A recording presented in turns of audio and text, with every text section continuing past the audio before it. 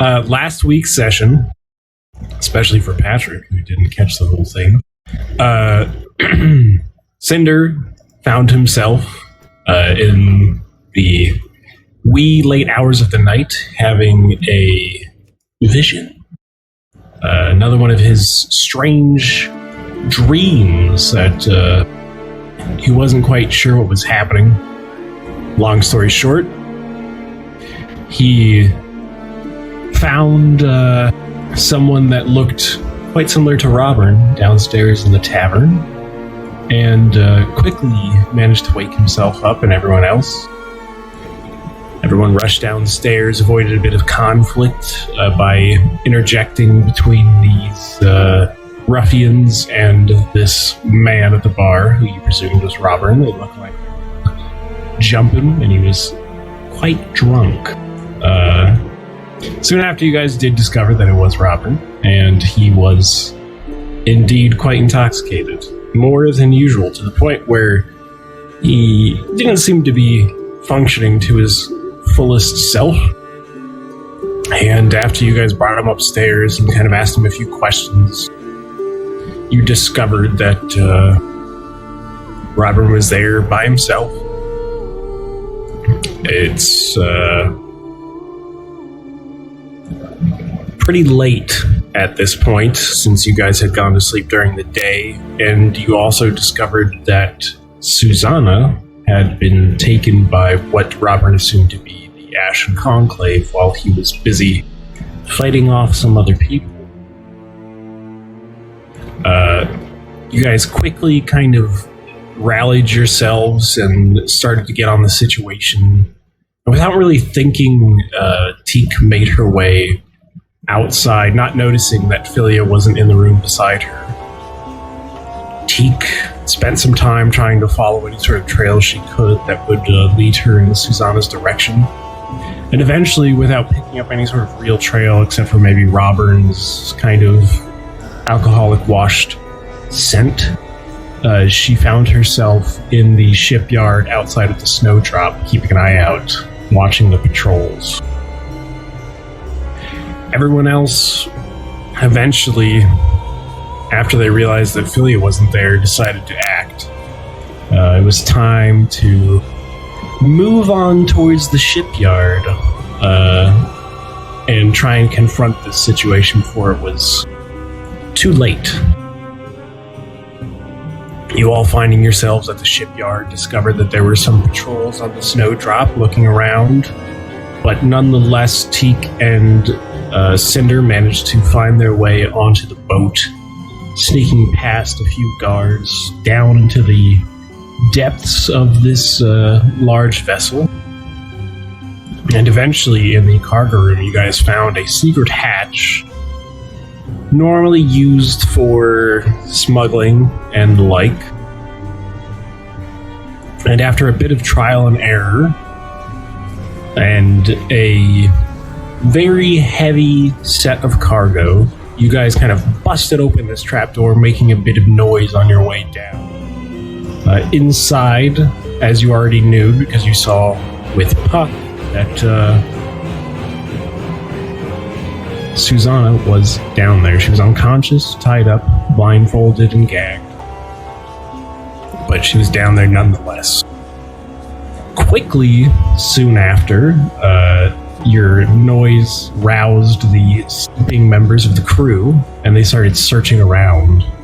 The first one, Cinder grabbed and covered his mouth and managed to talk into creating a bit of a distraction, but unfortunately, it did not work out as he had planned. Within moments, the ship was on full alert, the bell was rung, and Teak found herself holding Susanna and Cinder in the midst of combat. Quickly soon after, Teak rushed as fast as she could to the cannon ports on the side of the boat to try and make her bird call to the rest of the crew, who she discovered was already in the midst of fighting some of the pirates out on the dock. And the last thing that pretty much happened was you guys were enthralled in this heated combat. Teak had taken Susanna, tried to jump towards the pier, and fell short, landing in the water with Susanna and herself. And a large wooden golem made out of parts of the ship emerged from the side and rushed towards our pal Eric and felled him with one blow. And that is where we'll pick up now. In the midst of combat, if the music would ever work.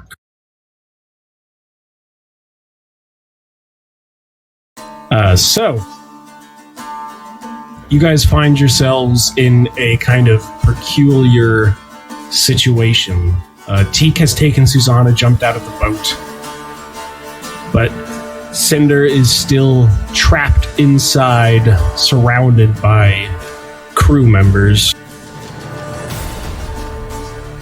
There's a large wooden golem, and Eric is face down on the ground, unconscious. Gustav, the first thing that you see is the glint reflecting off this shiny sword as a blade comes swinging towards you. What's your armor class there, Gustav? 16, but it's 14 now, because I'm probably going to blood rage after seeing Eric go down. But have you technically blood raged yet? I would say I think it would be like an instinctual thing. It's a free action, so I'm pretty sure I can do it whenever. Okay, so you're opting to go into blood rage early. Yeah. Okay. So at this point, Gustav has his sword. He sees Eric go down, and in the moment that he's kind of screaming and his sword is gripped ever tighter in his hand, the flash of the blade catches his eye, but just barely too quick, and slashes him across the chest for 7 points of damage. This next pirate had just seen Teak run out of the side of the ship with the cannon port. And she, yes? Oh, I'm sorry, I forgot to switch back with you guys. There you go.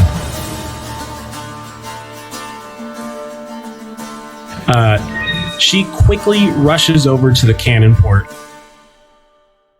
and she's going to forfeit her extra actions to pull out a bow and arrow that she has hoisted on her back, and she starts aiming it in Teak and Susanna's general direction down the water. Cinder, at this point, everyone else has kind of vanished, and you can see you're getting backed into a corner as you kind of find yourself stuck in this cargo port, and this other guy rushes around to your side and is going to take a swing at you with his sword. What's your current AC? 21?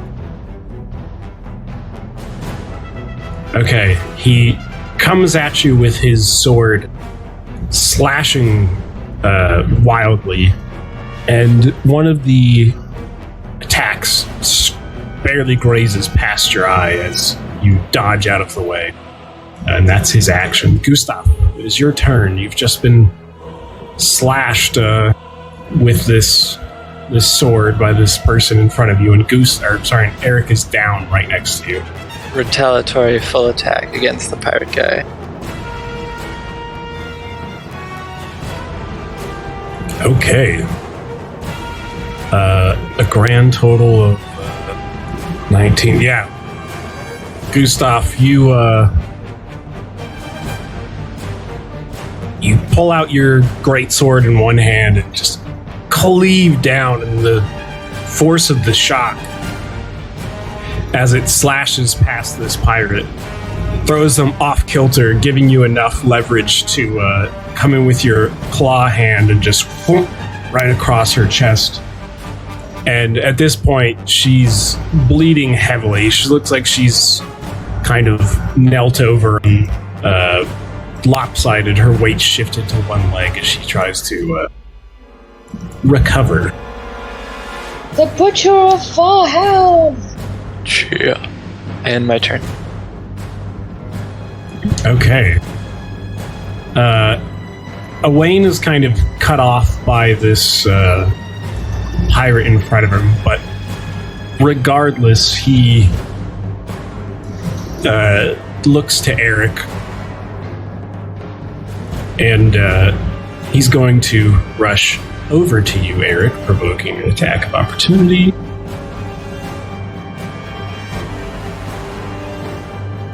Which he manages to avoid. You can see as he rushes over towards Eric, this sword kind of comes down and hits the shoulder plate of his armor and just kind of bounces off the side. He's going to use his action to essentially drop a health potion down your gullet there, Eric. Saved! I'm saved! Woo! Let me remember what the hell it...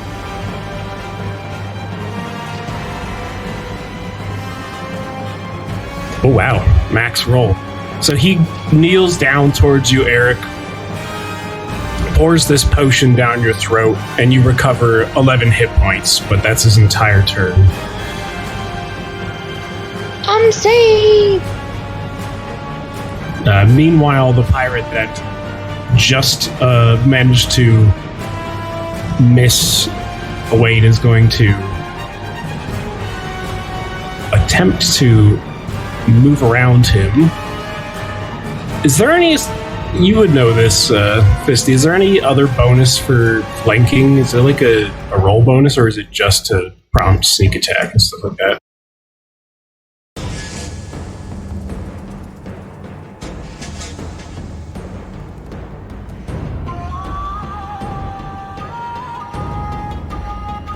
Well, even if it's +2, he came nowhere near. So this time, you see Owain kind of knelt down next to Eric, and Eric's eyes have just kind of opened. And this guy runs over, attempting to take advantage of the fact that Owain's surrounded on both sides. But for the first time, you see Owain move his left arm out of the way, and there's a square device latched to it. And in mere moments, this tower shield unfolds out of his arm and blocks this guy's attack. Moving on to the next one. Fisty, if you could figure out what that ruling is and just let me know in the meantime while I continue. It's +2. Okay, great. This pirate already has her crossbow drawn, and she sees Teak has just jumped out of this boat. She's going to move forward a hair and lean over the edge of this dock and take a shot at you, Teak.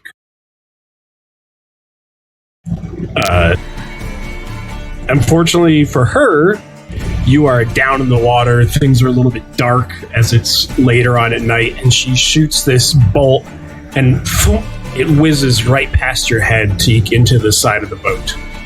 And she misses. Eric, you have 11 hit points, and you're kind of up back in the fight again. I'd like to find shelter? What's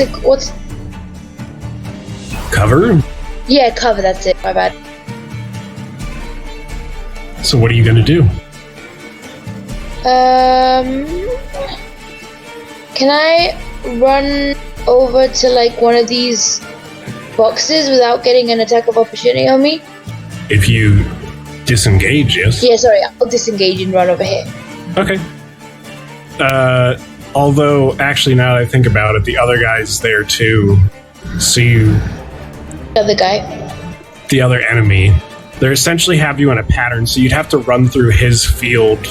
And I do believe in Pathfinder that the disengage only works for one enemy.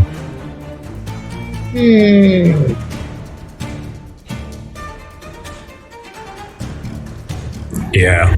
Okay, that's fine. So- I'll try and avoid his attack. So you can disengage from the wood golem and then try and run past this guy who's next to Elaine. Is that what you're going to do? Yes. Okay, hopefully this works out. Let's pray.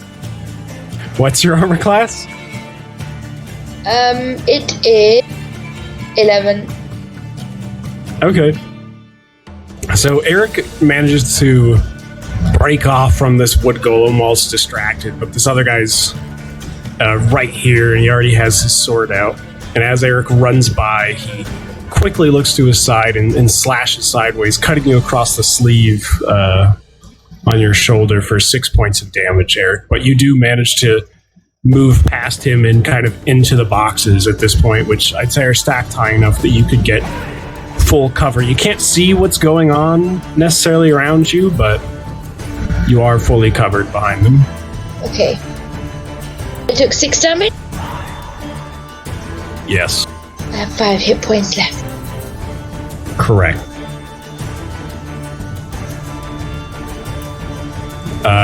It is now the lovely wood golem's turn to attack. Are you going to move your character to where you wanted to go, Eric, by the way?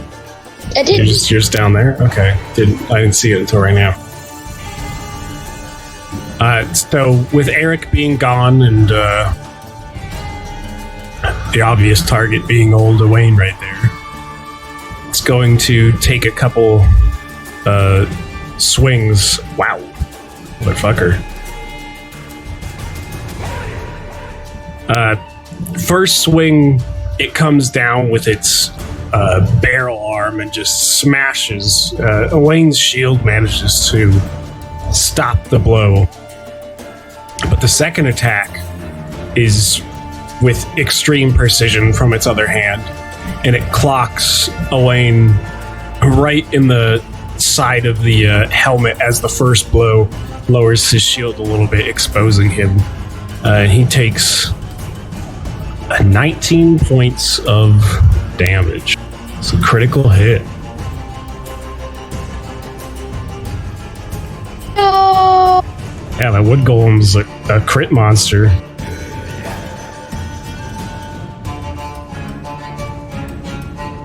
All right. You can see Owain's a bit disoriented after that blow. He's quite hefty.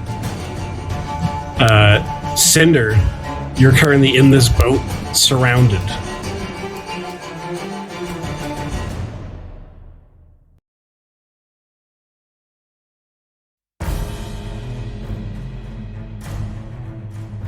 You're on technically the lowest level of the boat, but the only level lower is the hidden compartment, essentially.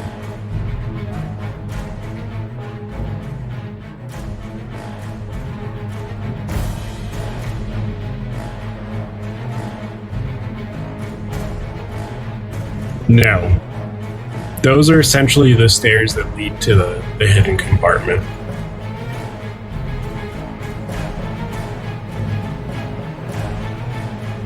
The stairs to the top right now are surrounded by, well, not surrounded by, but kind of blocked by the other pirates in the room.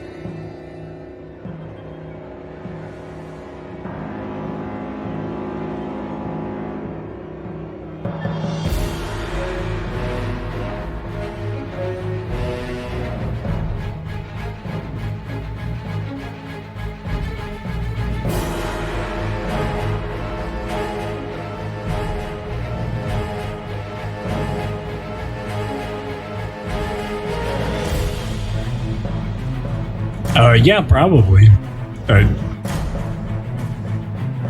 Yeah. If you go back down into the area, you'll just be stuck there.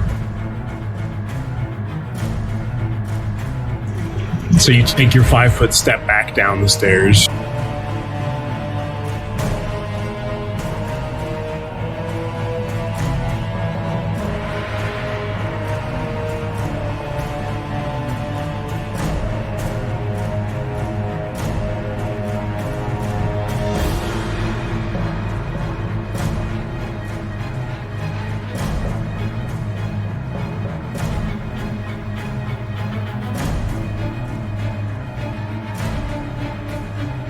Not since you backed down the stairs. You're essentially at the base of the stairs now. So above you is, floor.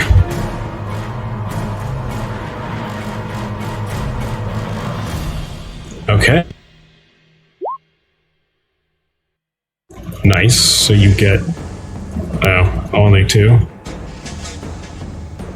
Don't you have... Do you have a bonus or something, or is that only Filio?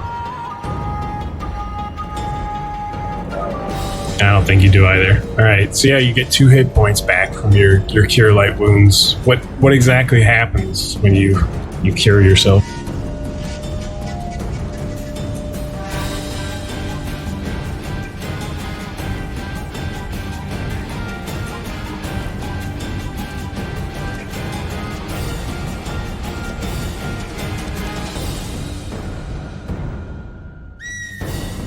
Alright.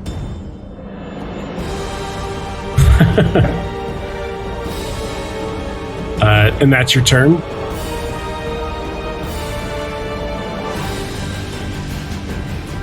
Okay. We have the pirate here that you guys kind of intimidated, but at this point, Deke isn't there and you're surrounded, so he's not quite so worried anymore.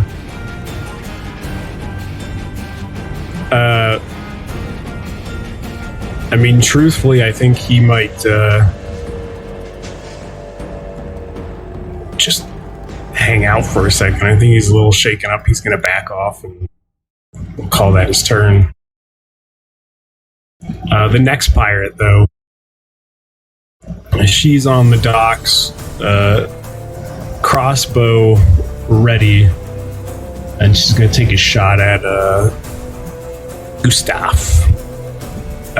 But in all of the kerfuffle and insanity going on, the crossbow shot goes wide and whizzes past Gustav and hits the crates behind him.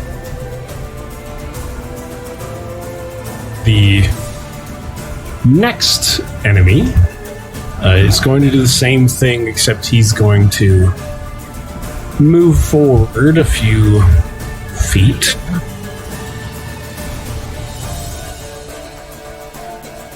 And he's also going to position up, except he's taking a shot at Elaine. And his shot hits one of the shoulder pads of Elaine and just kind of whoop, and bounces off and kind of lands on the ground off to the side. It's at this point, Cinder, that you start hearing some of the pirates near you talking.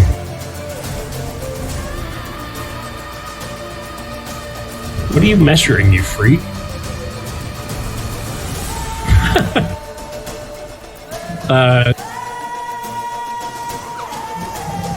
The one yells out, "Oi!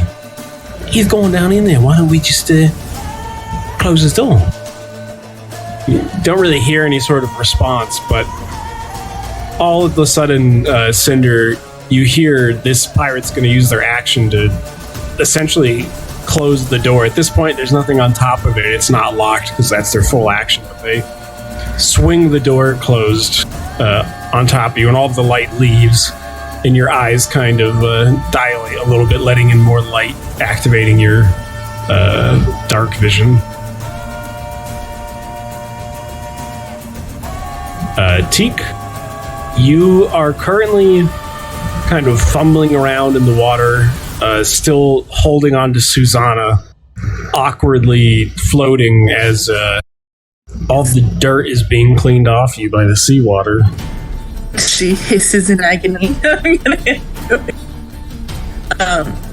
So what I would like Teak to do is try to climb out and then just book it this way. Okay, so you're gonna try and climb out of the pier with Susanna? Yes. She's gonna be running. Okay. Yeah. So what you'll need to do is essentially where you are right now, what you'd have to do at this point is like this column, you'd have to shimmy your way up it pretty much. So you can make me a climb check, but it's going to be pretty difficult considering you have Susanna as well. All right, yeah, that's fair.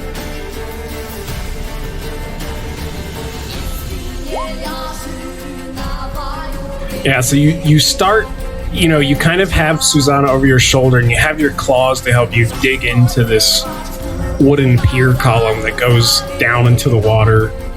And you make up a few feet shimmying, but all of a sudden Susanna kind of starts to slide backwards over your shoulder and you try and grab her with your hand to stop the weight from shifting, and then you lose your grip, you don't have enough strength in one hand, and you kind of fall back down into the water, clamoring for a moment to get Susanna's head above water.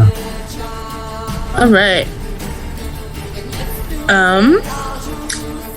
If I can, is there a way for me to try to, like,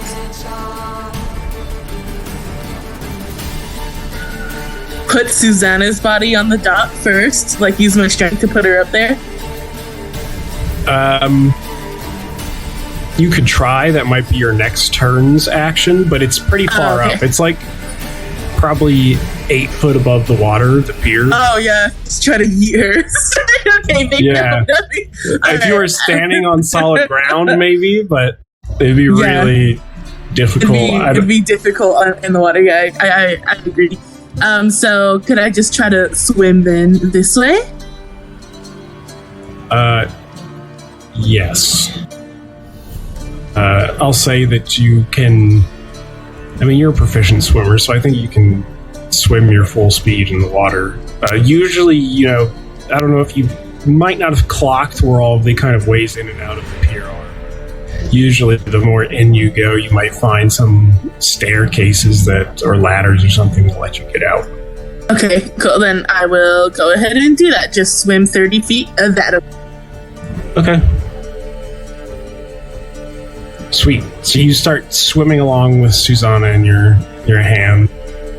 She's still bird calling like crazy, by the way. I feel like that's something Teak would do just out of panic. Okay, so yeah, every chance you get, like every time your hands are free, you keep bird calling. Yeah.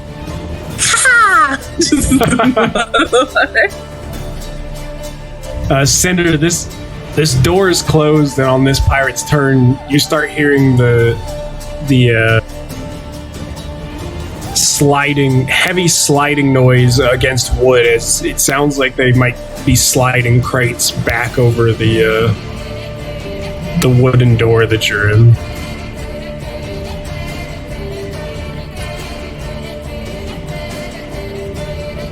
Then we'll jump back to this pirate. Gustav, you've severely wounded her at this point. So she's going to disengage from you and run back up towards the gangplank of the boat, which I just realized I forgot to put the gangplank in, but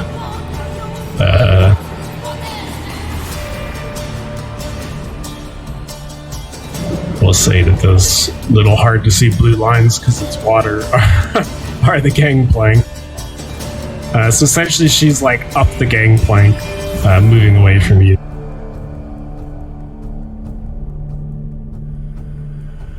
Teak, this next one, she's got her weapon out and she's gonna lean out of this cannon port and try and take a shot at you.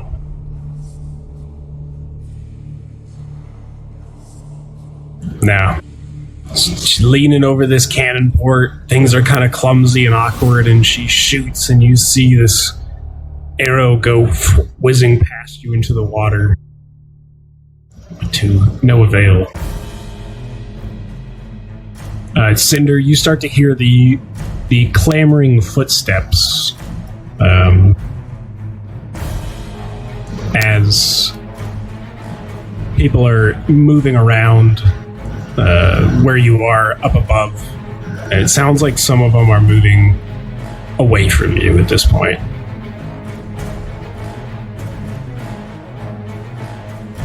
So this guy essentially moves up the stairs and is going to move. Yeah, I think he has enough. Let me still check. Yeah, he uses his action to start loading a cannonball into one of the cannons. Gustav, it's your turn. You see there's a lot of things going on. You see, you hear some splashing underneath, and probably at the corner of your eye, you can see Teak floating in the water in front of the boat. But you also see that there's a man who just moved up top on the boat and is putting a cannonball into the front of this cannon. In my blood rage, I care not for these things. I care only for my prey. Full attack on Chungus. All right. Chungus full attack. Chungus's AC is decently high, actually. So you run up to Chungus and drop your sword, but the iron bands of the wooden barrel kind of deflect your sword, and then as you're moving in with your claw, the reach of this thing is just so far that it manages to backstep away from your melee range with the claw. And my turn. It's at this point that Owain has kind of surrounded himself, and he turns to you, Gustav, and he says, "Help Susanna and the others. I will deal with these." And he hauls his mace up off of his shoulder and turns around towards this pirate behind him. And he's going to try and clobbering time this guy.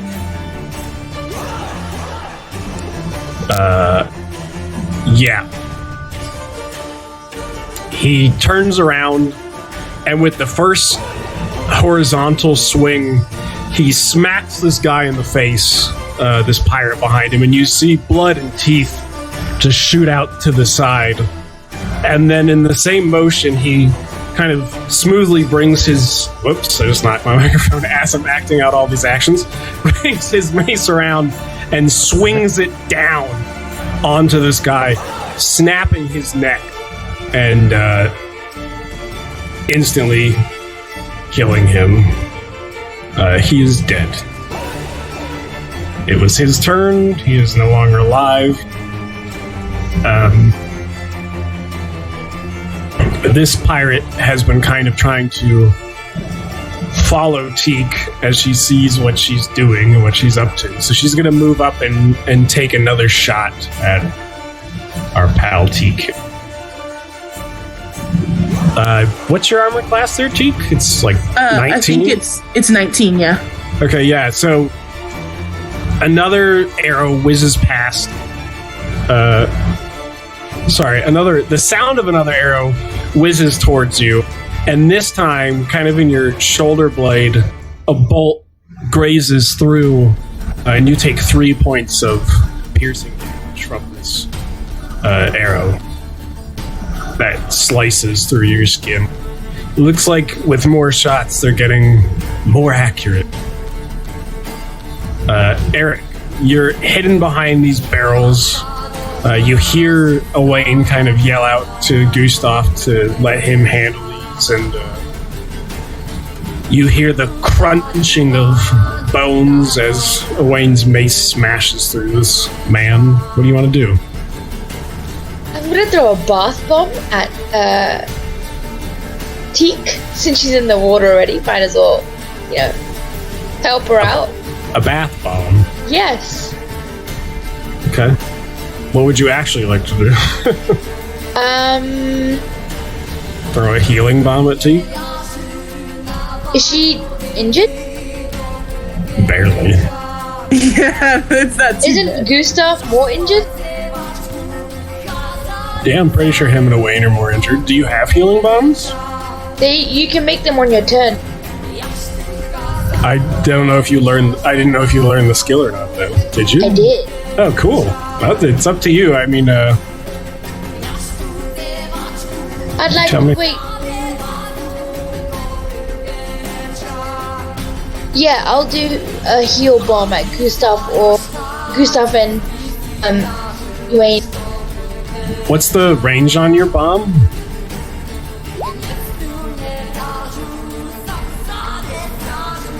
That doesn't help me at all.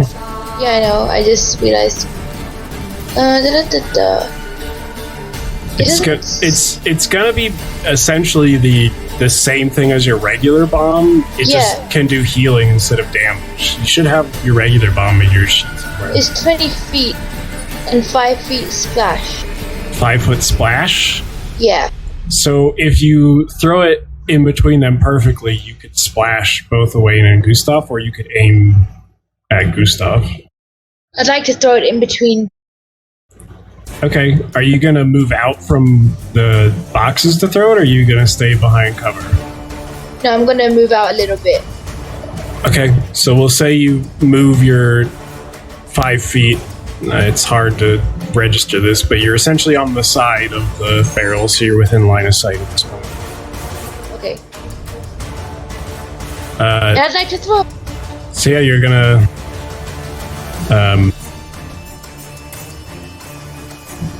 make your attack roll, which I'll say, since Gustav's AC is like 14, I'll count it as a hit. So, like I said, they're only getting the splash because it's the splash one. You're okay with that, right? Yeah, it's okay. Okay. So Gustav and Owain both get 4 points of healing back. Gustav, you could have had 18, buddy.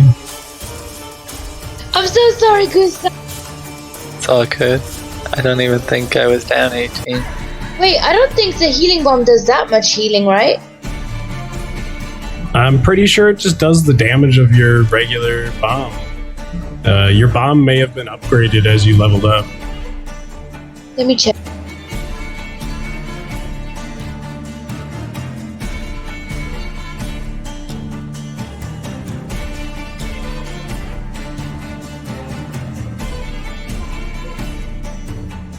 Yeah, I guess you're right. Yeah, the healing bombs are good. I told you, they're not any pushover shit. Okay, so you throw out a bomb, and this time, instead of like fire, this kind of strange gas comes out of it. And Gustav and Owain, you get, not Owain is a person that is playing, but you guys can feel the gas kind of creep in and start cinching up some of the wounds that you guys have.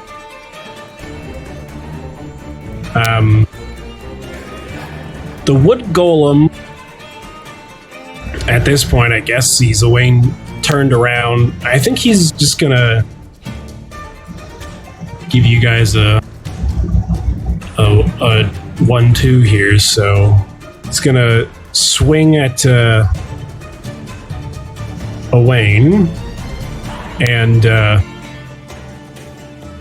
Owain, even though he's way down in this armor, has this large shield, and he's still somewhat agile, manages to whip his shield around and throw it up and kind of stop this blow.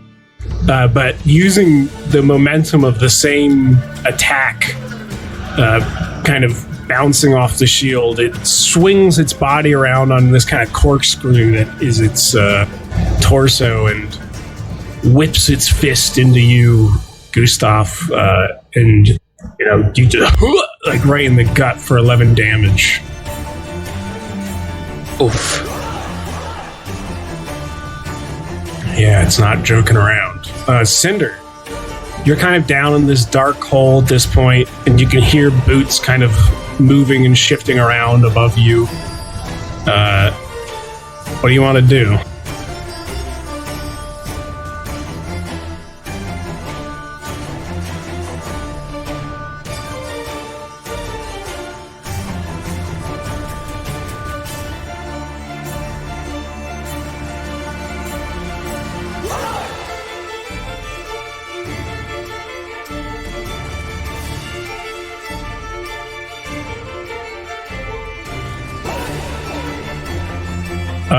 Not really.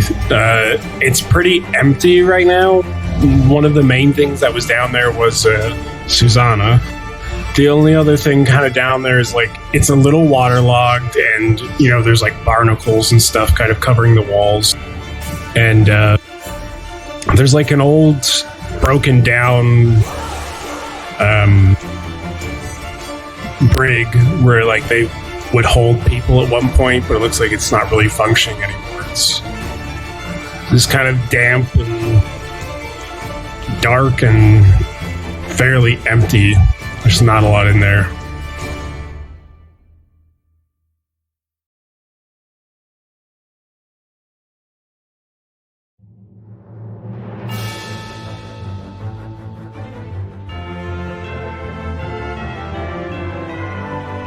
Okay.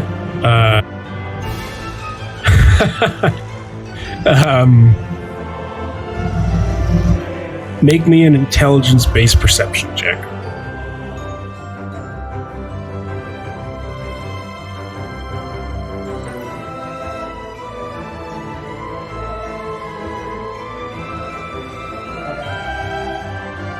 Just roll your perception and we'll use your intelligence modifier instead of your wisdom modifier.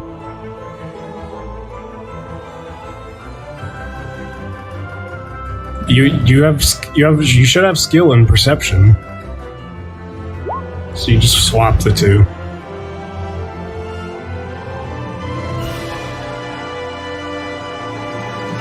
Instead of, so you get an extra 5, so you got a 25. Yeah. So, it's dark in there, but you start kind of looking and feeling around in the bottom of this ship. And eventually you see that there's like a crack in the hull of this boat. And like, it's not anything crazy, but it is a weak point, somewhat. It's like a surface level crack.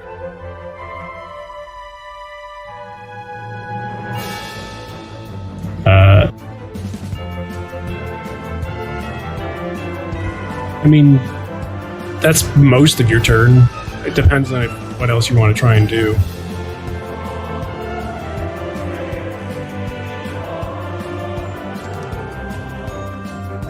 Okay. Yeah, that'll be your next turn then. All right. So you kind of find this structural weakness, and then you're going to try and attack it. This next pirate down there is the same guy who you guys kind of held hostage. And I think he's going to use his action to sprint up to the top of the deck. Actually, he can make it pretty... he's going to stay up there. Next pirate, she's going to take shots at our pal Teak again. Ooh. Damn. That's funny. What a terrible roll for a crit. So she, she's lined you up at this point, Teak. She's got you in her crosshairs, and she's aiming true, and she shoots, and this time, boom, it pierces kind of through your shoulder, and you take 6 points of piercing damage from this arrow. Next pirate, taking a shot at our pal Wayne, missing.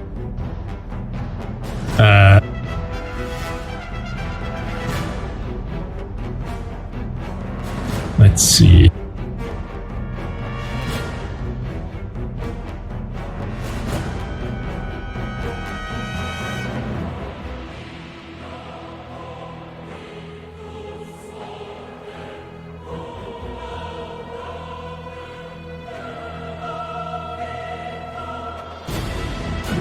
Okay. All right. Cinder, you hear more rustling of footsteps, and you hear the crate kind of start to move again.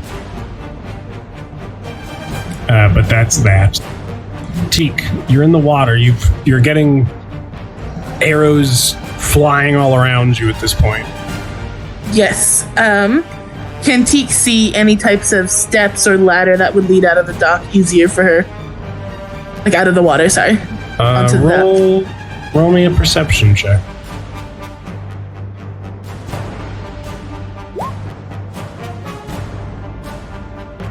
As of right now, there's like a bit too much going on. You're being shy. You're trying to avoid these arrows. Gotcha. You're having a tough time finding a way out of here, so you're kind of just floating in this open water. Where you want to go next is up to you. Can she swim under this dock here to try to get out of like maybe their line of sight, like a little less clear, like they might have to like squat to see her or something like that? Can she try to swim under? I would say that if you go under the pier, you get some sort of cover. Okay, cool. So that's what she'll do. She'll swim under the pier. There. Okay. So you manage to find your way under the pier with Susanna, and you're kind of sitting there. This last pirate, Cinder, you are sitting there, and all of a sudden, let's see.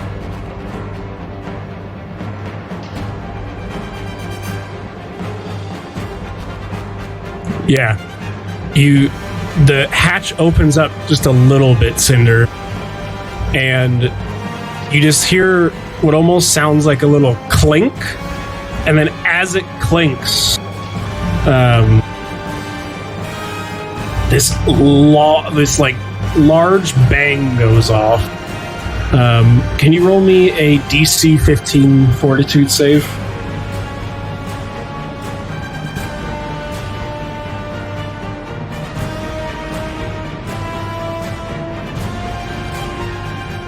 Sorry, who? Cinder. Okay. Dang. Did I say Gustav again? No, I just nothing was happening, so I thought. Okay. Nah, Fisty's just slow. All right. So this bang goes off, and you see this kind of flash quickly, and your ears are ringing a little bit, but you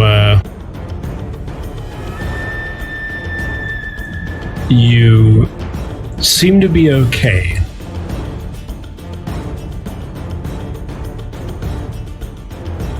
Okay. Now, this pirate is wounded.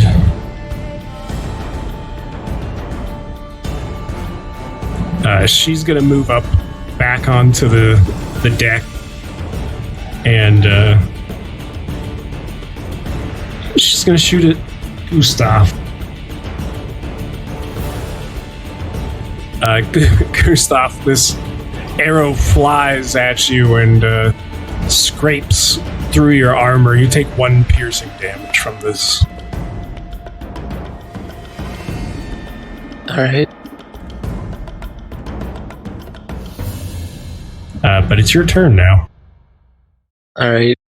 In my blood rage, I have no reason, so I fail to listen to Owain. Full attack on Chunga. Okay, so you bring down the greatsword, kind of like the force of this thing kind of throws the wooden golem off kilter, giving you enough leverage to get in with your claw, and you kind of just smash through some of the wood on this this golem, taking a decent little chunk out of it. This pirate at this point is going to continue loading the cannon.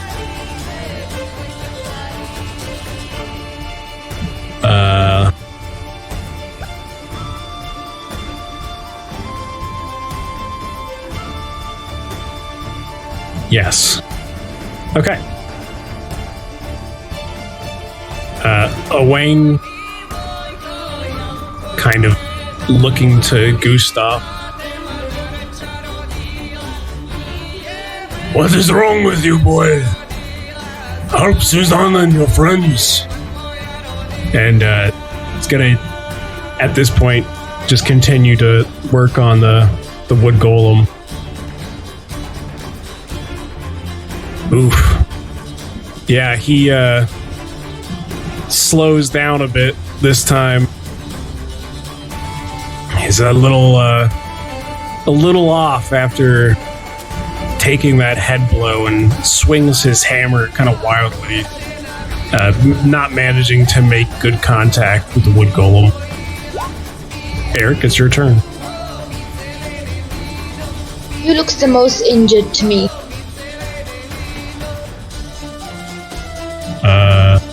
I don't know. It's hard to say. You're not too close to them.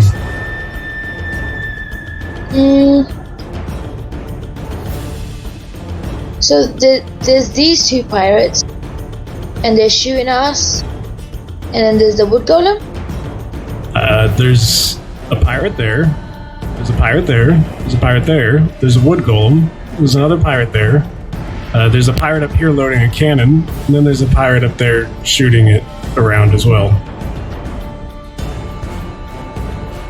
I will throw a bomb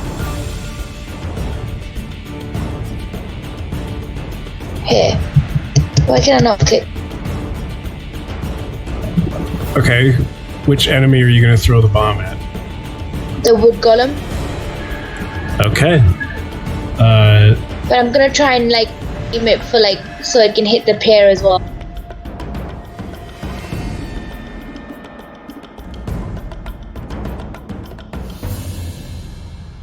Well, it does splash damage, so. Yeah. Yeah.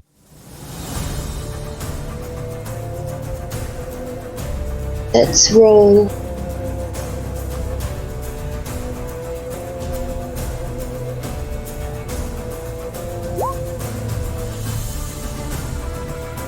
God dang it. Okay, so you're throwing it at the wood golem, which is a miss. So then you have to Roll a d8. roll a d8, and we'll figure out which direction it goes.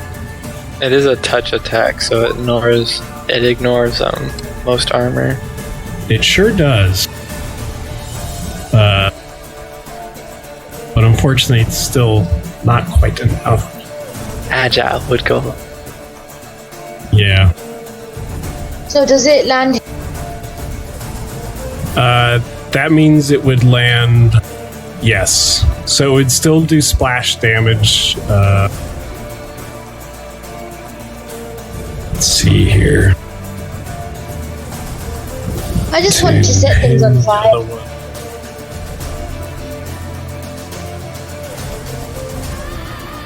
Let's see here.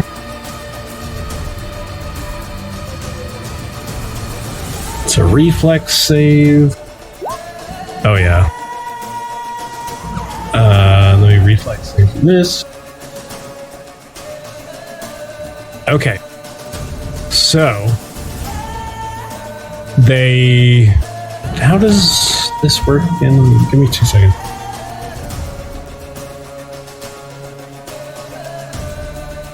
Yes. Okay. Yeah. So the pier kind of bursts into these flames. Fire shoots out everywhere, and this woman here takes some fire damage.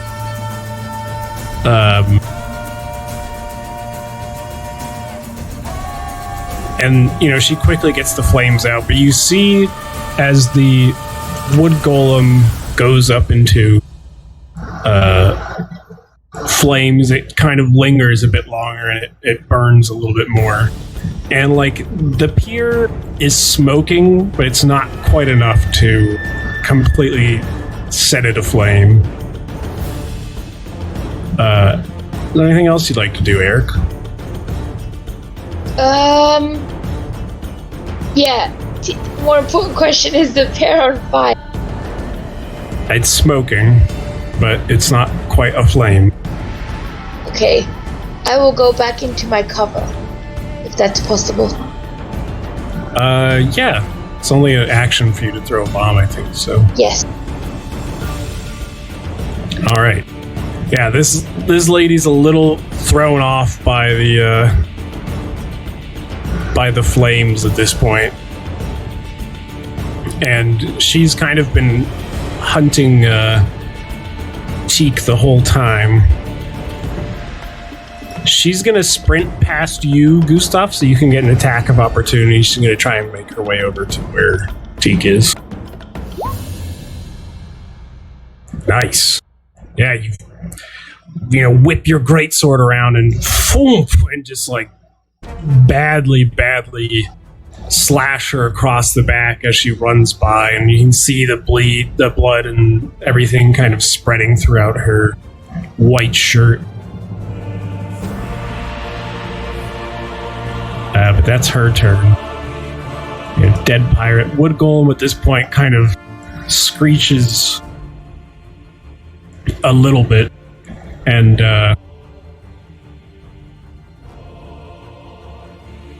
let's see.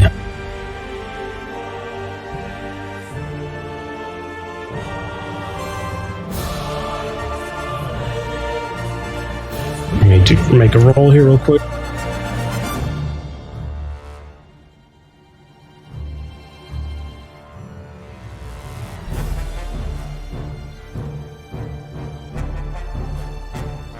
Okay. So the wood golem kind of screeches in pain and whips around. And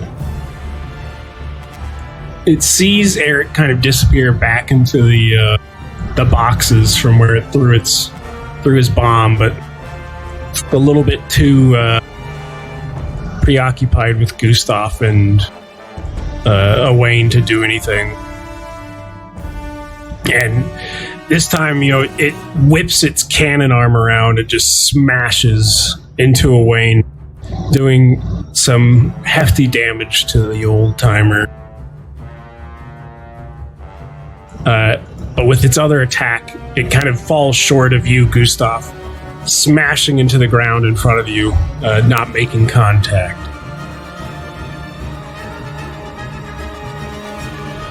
Nice. Is it? I think so. I'm sure you do. Cinder, you have this crack go off and your ears are ringing. But at this point, it is your turn. You found this kind of weak point here. But at the same time, the doors creaked back open. What do you want to do?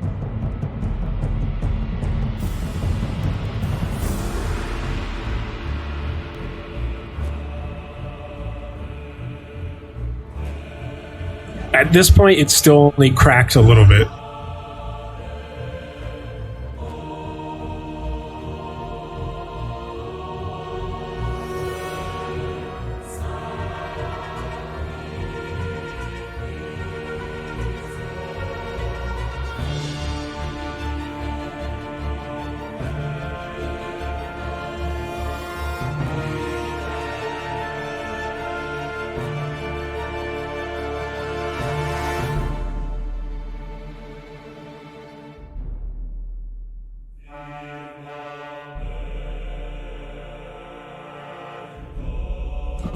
Mostly the only thing you can knock over would be parts of the brig that's in there, so if you wanted to use an action to kind of try and rip off like one of the metal bars on it or something, and like have it fall into the water, could maybe simulate a slash or splash.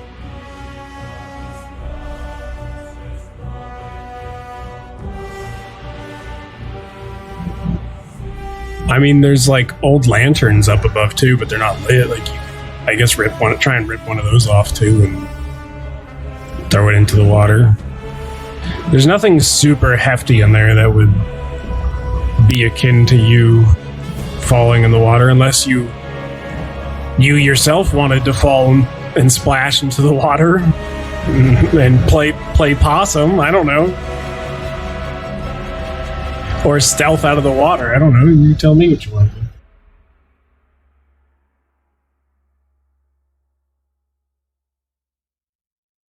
Well, you have any spells? Do anything? Okay. Well, you tell me what you want to do then.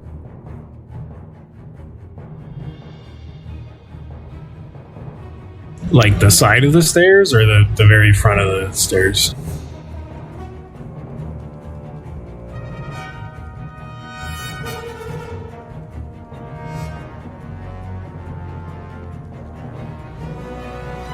Okay, roll me a stealth check.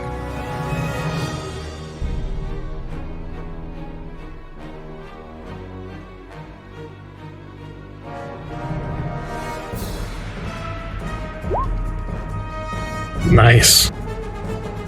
All right, so you creep up towards the top of the steps and hold an attack action. At this point, this was something else. Okay.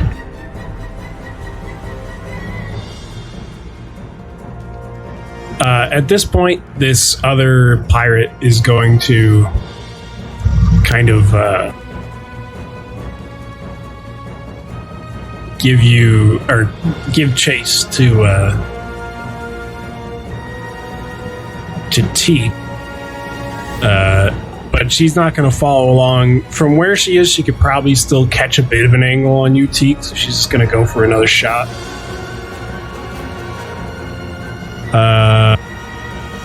Your AC is 19, right?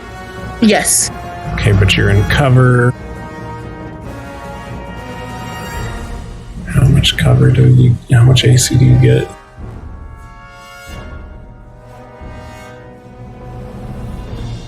Let me look at this.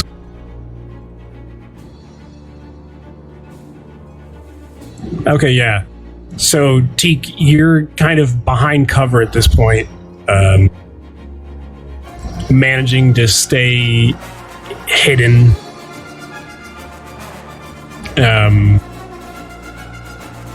you see just barely this arrow comes through and whizzes right past your face, and like almost that you can feel the arrows or the fletching of the arrow breeze your nose as it whips into a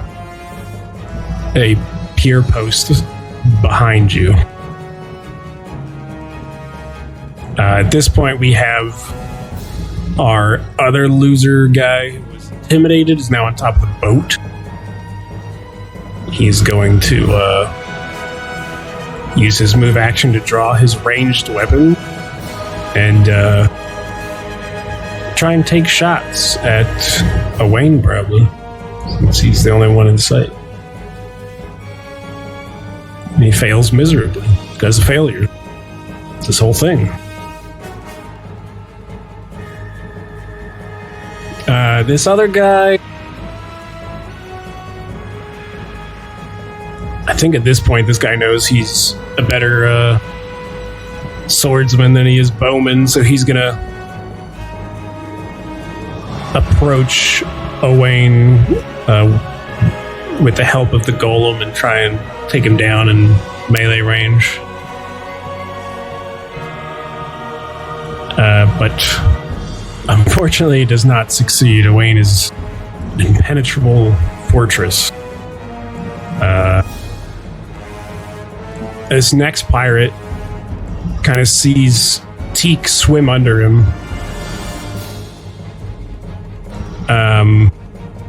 I think at this point,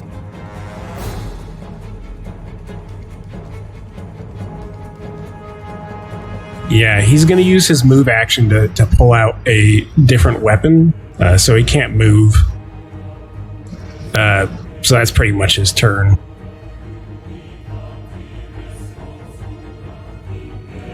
One of the pirates next to you, Cinder, you finally hear the door open back up more, but they don't say anything just yet, or nothing comes through just yet. They're looking, and they're like, I know, saying, what do you think we should do? Other one looks at him and is just like, maybe he's in the water there. Maybe we're gone. Go check it out. And the pirate here starts heading down into the darkness towards you, Cinder. And you can take your free attack as she does. You're hiding off to the side of the stairs or at the bottom of the stairs? Or right?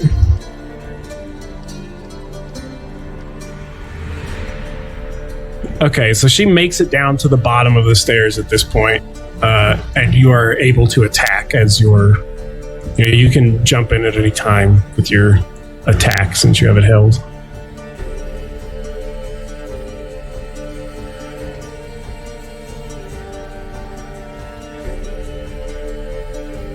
Or you can remain hidden if you want.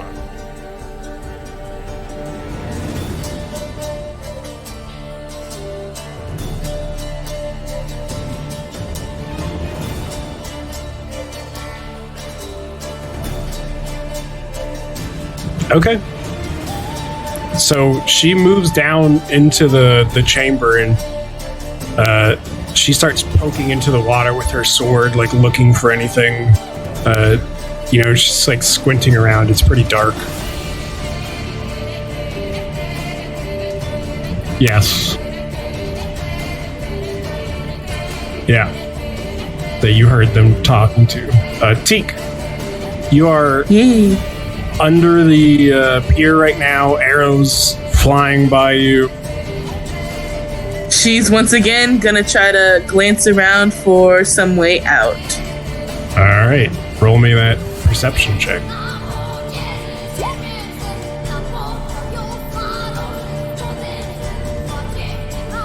All right. Yeah, so it's at this point that you're, still looking, and in the heat of battle, you see down at this end of the pier here, there's a ladder that leads up. Okay. Teak will continue to swim underneath the pier towards that spot. Okay. Just like straight down. Do it.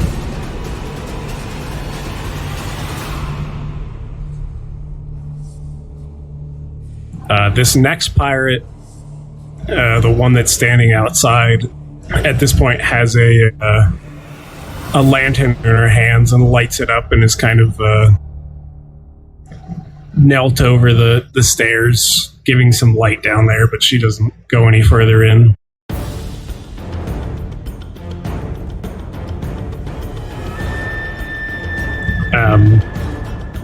The pirate who's next to the cannon is going to take yet another shot at Gustav. Missing horribly. Arrow kind of just flies off into the crates behind Gustav.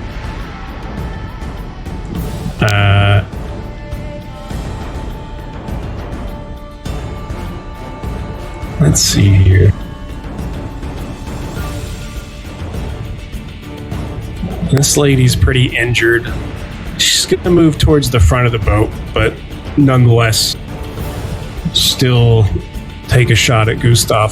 Also missing pretty badly. Gustav, it's your turn.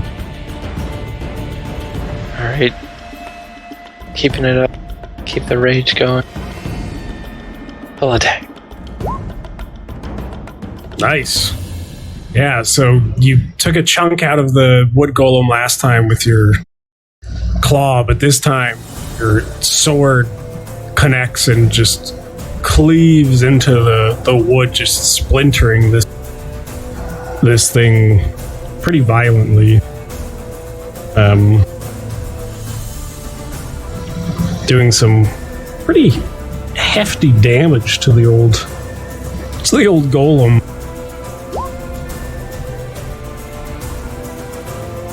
That's your whole turn, I imagine. Yes. Okay.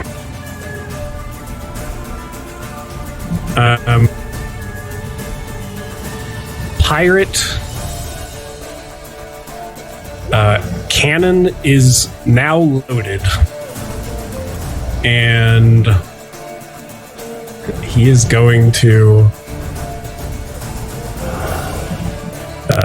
take a shot.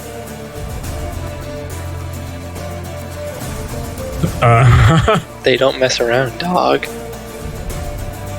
They're declaring war on the whole city. This guy's stupid. It's just like he's a stupid crewman.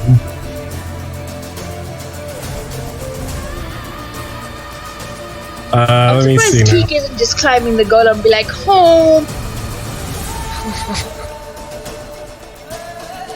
Maybe if Teak didn't have a captive on her back, she would have. Excuses. What happens with the cannon? I'm just trying to see, like, what the... It doesn't say what the area of effect on the cannon is.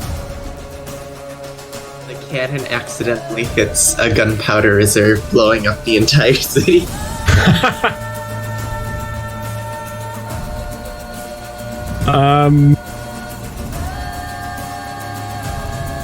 Hold on. Let me just look real...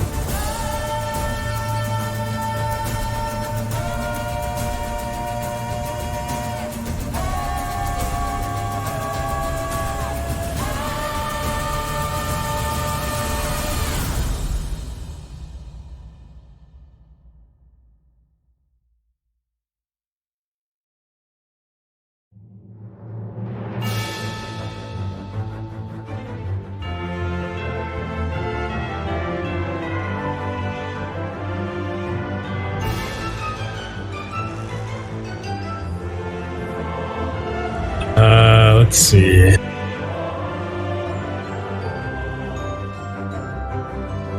I don't know if these were designed to be shot not at things in the ocean.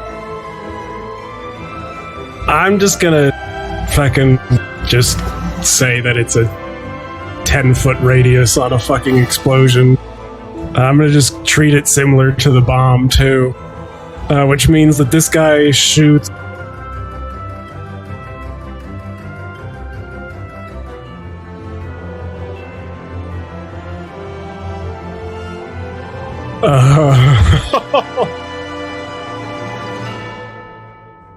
fuck yeah. Fuck yeah. It's the dumbest shit ever.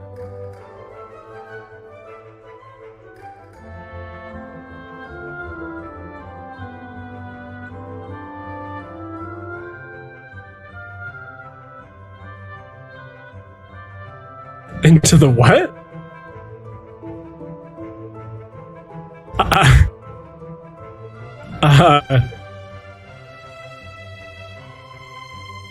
That's what I'm trying to determine. There's not really any rules for this.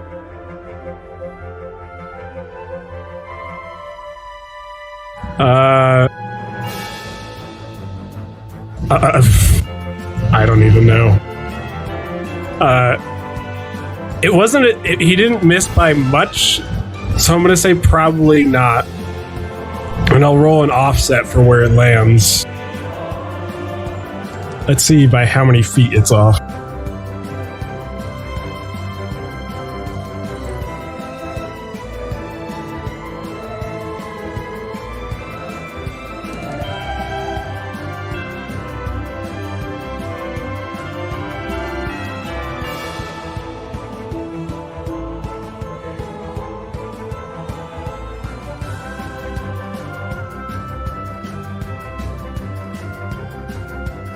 Okay, sure.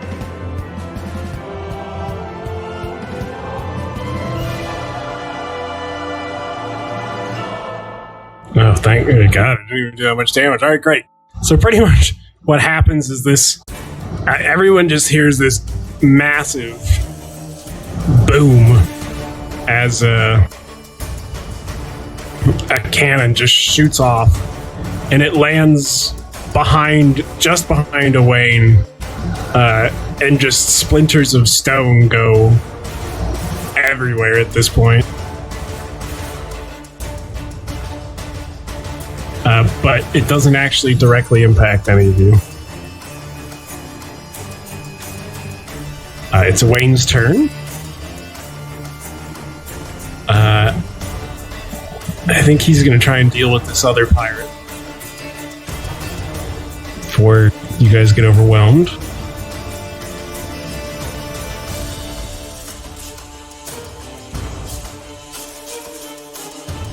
Yeah, once again, as far as these pirates go, he kind of rushes up to Owain with his sword, but Owain swings his mace around and just flaps this guy twice, kind of crushing him.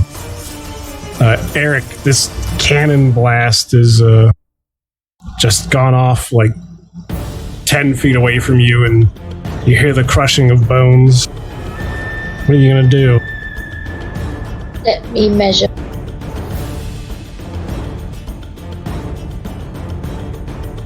It's too far. Is this alive? That's Gustav, right? Yeah, Gustav is there, still alive.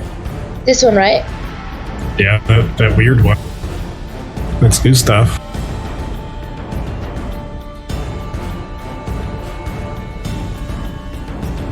God damn it.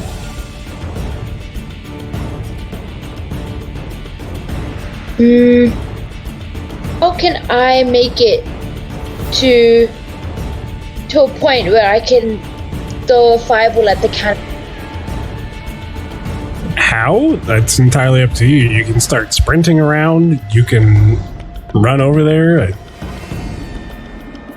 have to remember it's up and over, so you probably have to be at the edge of the pier to get a good throw. Okay.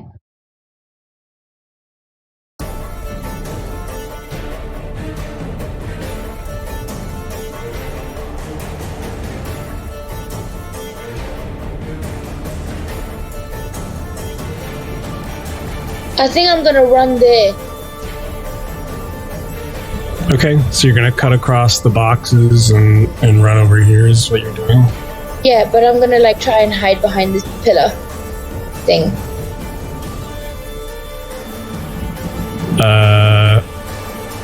Okay, so you're gonna try and make it to there, is what you're saying? Yes, Teak says I should be fucking up the wood golem. Yeah, you have just enough movement. You can do that. And wait, is that a walking or is that a sprint? That's just your move. That's without having to sprint.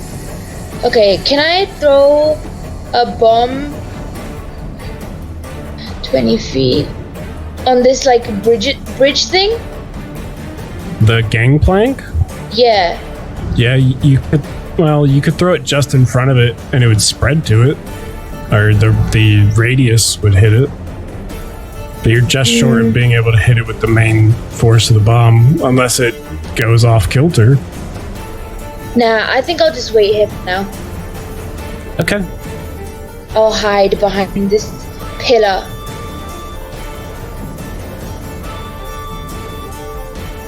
The pirate that sprinted over towards Teak kind of hears the splashing of her swimming,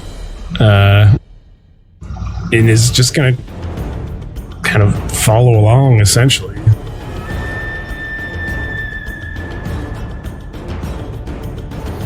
I think at this point she might realize that there's a ladder over here that Teak could be headed towards. So actually, yeah, she'll probably just sprint towards there and try and cut you off at the edge of the pier. Oh, this guy's dead. I should just take him out of the order. Okay, Wood Golem this time is not happy after what Gustav had done to him.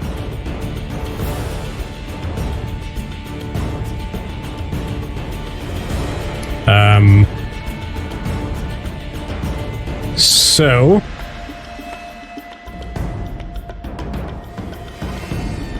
let's see. Yeah, the wood golem turns towards you, Gustav. Slam. One hit with the barrel arm, and you take 9 points of damage. But then it comes back again with its cannon arm, and the hard iron just smashes into you, and it crit again, 21 points of damage. I will cancel the crit with my survivor ability. Do it. That makes it 13 points of damage. I activate Die Hard. Okay. The Gustav is still up, but he's in rough shape.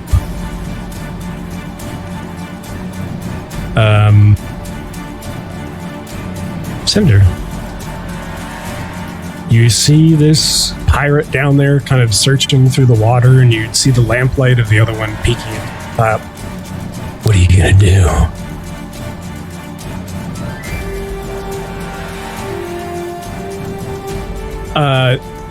They're probably looking around. I mean, the one is still poking around in the water, I think. And it's probably hard for you to see the other one, but she would probably be looking around.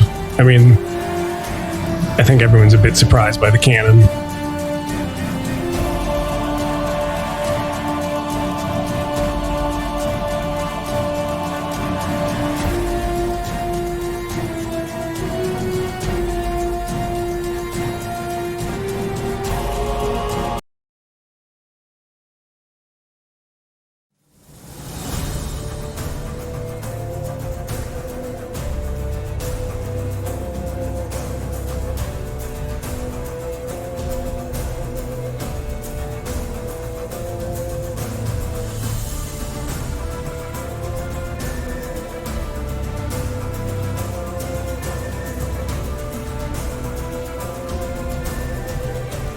That is impossible, essentially. Unless you have some way to distract her. There's only one way out, though, and she's standing right at the top of the stairs. I mean, it's not impossible to, bull rush her or something like that, but...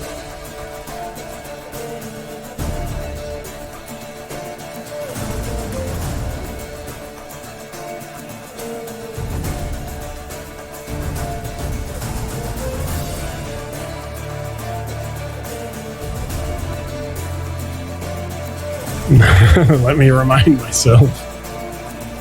Let's see here. Bull Rush. Make a Bull Rush as a standard action or as part of a charge. In place of a melee attack, you can... blah, blah, blah. Bull Rush attempts to push an opponent back, straight back, without doing any harm. If you have the improved Bull Rush...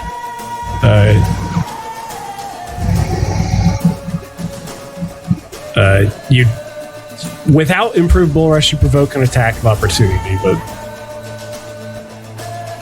so essentially it's just a charge that would let you push her out of the way.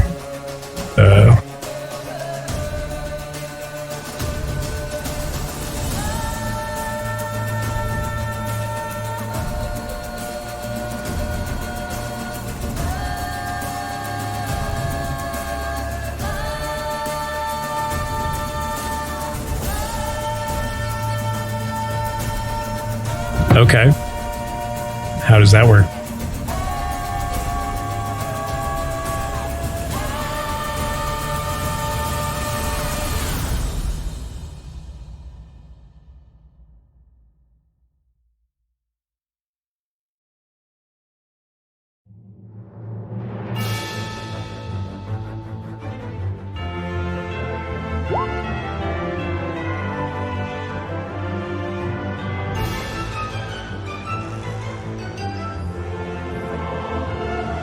$13.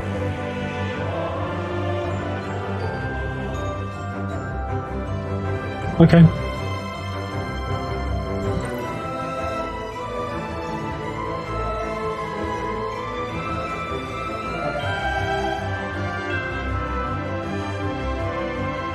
Oh no, they fall asleep for a number of rounds equal to your witch level. Okay, so what's your witch level? 2 or 1?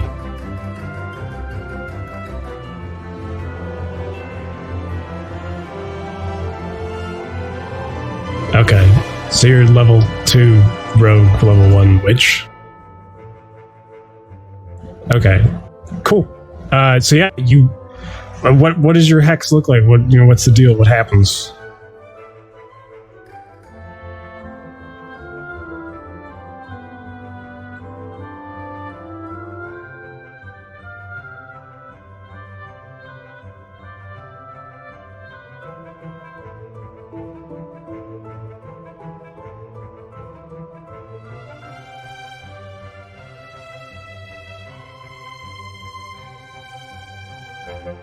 Sheep.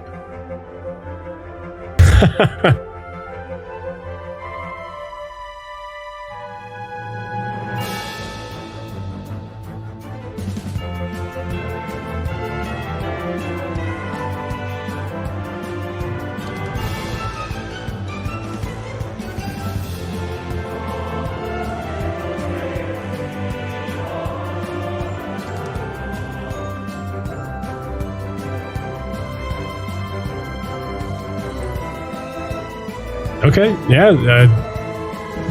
She slowly, her head starts to fall, and then eventually she kind of slowly drops down, and falls unconscious where she is. But unfortunately, she was holding that lamp, so kind of smashes against the staircase. As she does fall asleep, it falls out of her hand, but she's asleep. I don't think that it has gone unnoticed though, just because she had that lantern. But you still can move and do whatever you need to do, but she's asleep.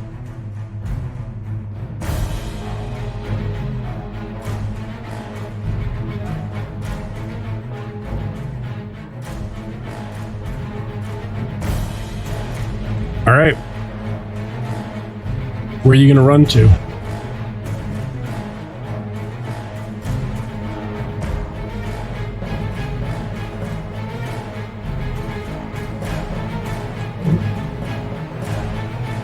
Okay.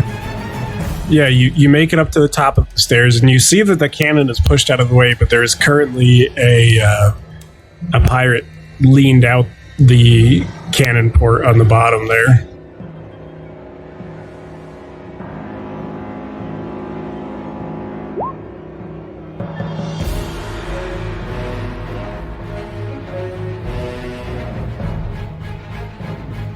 You could, not on this turn, but if you wanted to wait, you could potentially bull rush them. Push them out of the window.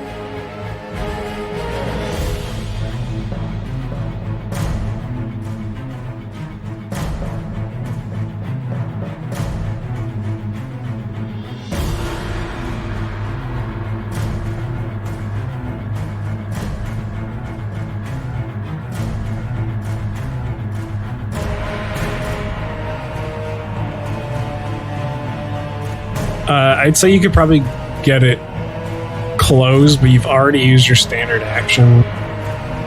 So I'd say you could probably get it closed, but maybe not make it on top of it this turn, because she's going to be moving at the same time as you in a moment, pretty much.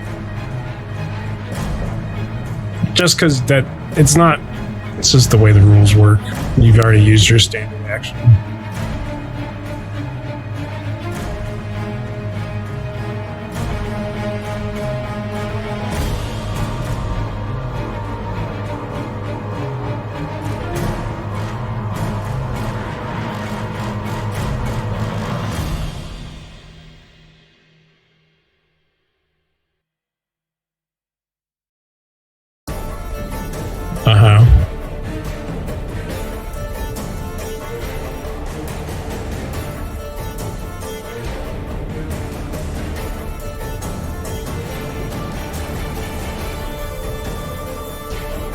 Okay.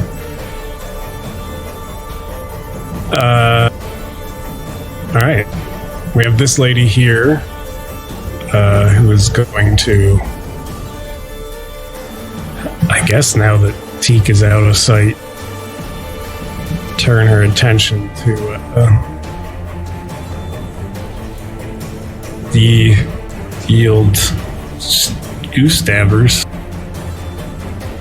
But her arrow flies wide.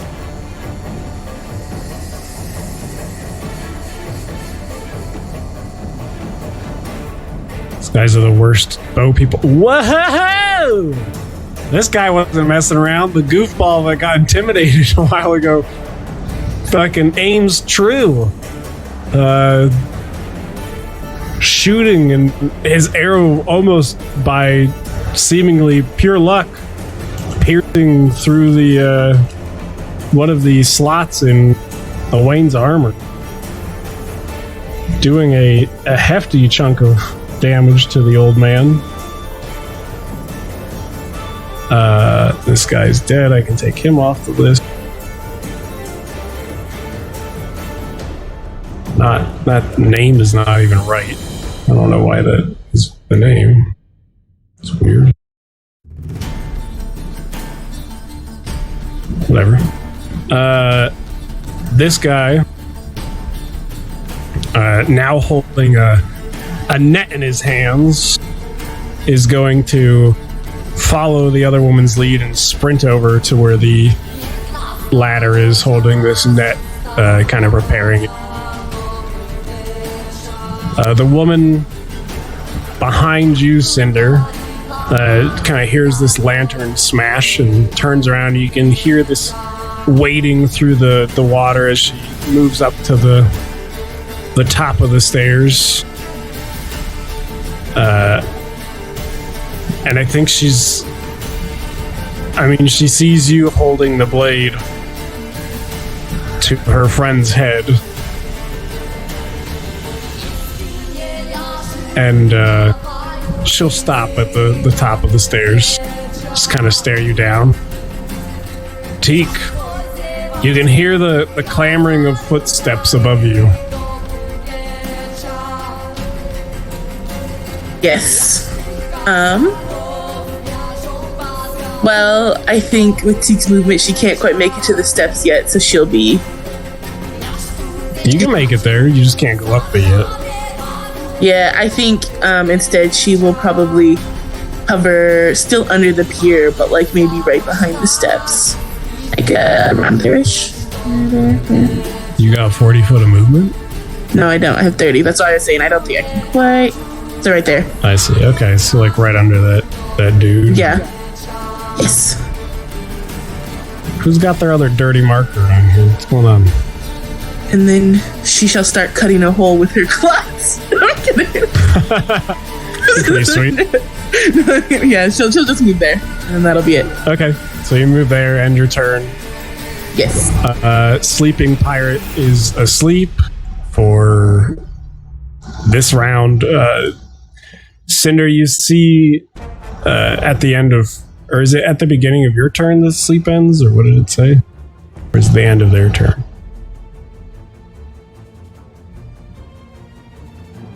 Okay, we'll just say that for the sake of it, she starts, like, at the end of her turn, you see she starts kind of rousing from her sleep.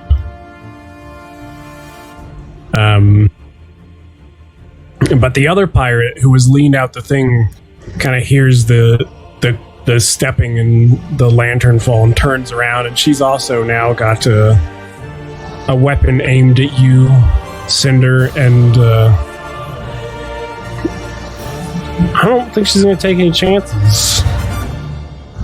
You don't know that she's there. She's going to turn around and just fire a shot off, and it whizzes past you into the side of the hull opposite from her. This pirate up top, Gustav's the only target left pretty much within range. Miss. Gustav, shit's rough, but you're still here. So is the wood golem, though. Using my demonic strength, I lift the cannon arm off of me, get out of the crater, and swing away. Alright. Swing away, my friend. 21. You're not doing... Oh, you can't do your full attack anymore, huh? Yeah, sorry. I gotcha. Nice. 21. You're pissed.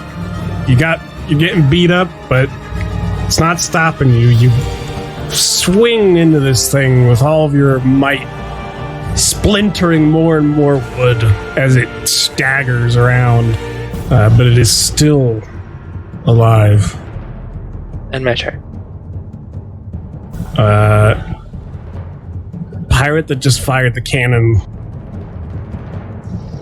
almost looks embarrassed at how bad of a job he did.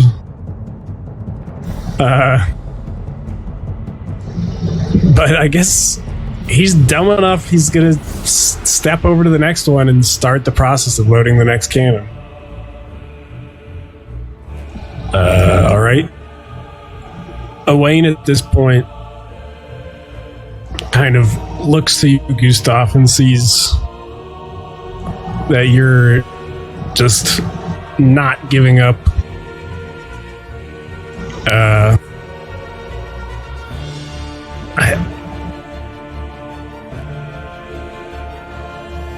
Yeah, I think he just kind of looks to you and Eric behind him and just says, "If you won't listen, I'll have to save my daughter myself. I'm sorry." And he's gonna run off in the direction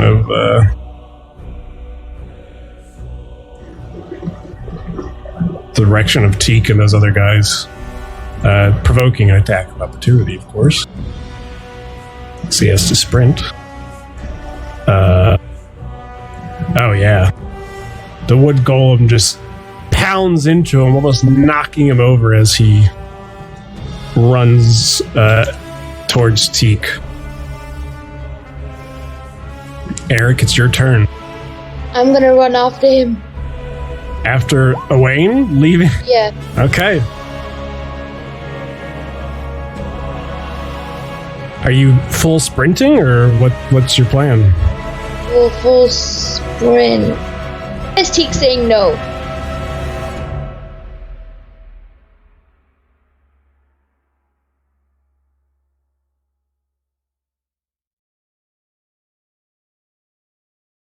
Full sprinting. Okay, yeah. I'm looking at you going around these boxes and stuff. Yeah. Forgot it's not double, it's like quadruple. Yeah, it's quadruple, so it's a little different.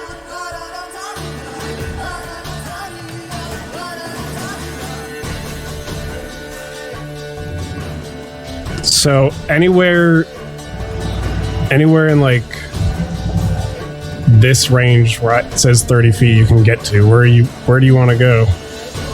Where do you want to be? Get behind Wayne. Okay, so you full sprint behind Owain. That is your turn. The pirate at this point, she sees the two of you approaching, and she's kind of wounded and is going to back off a bit. Whoops, I didn't mean to move her there.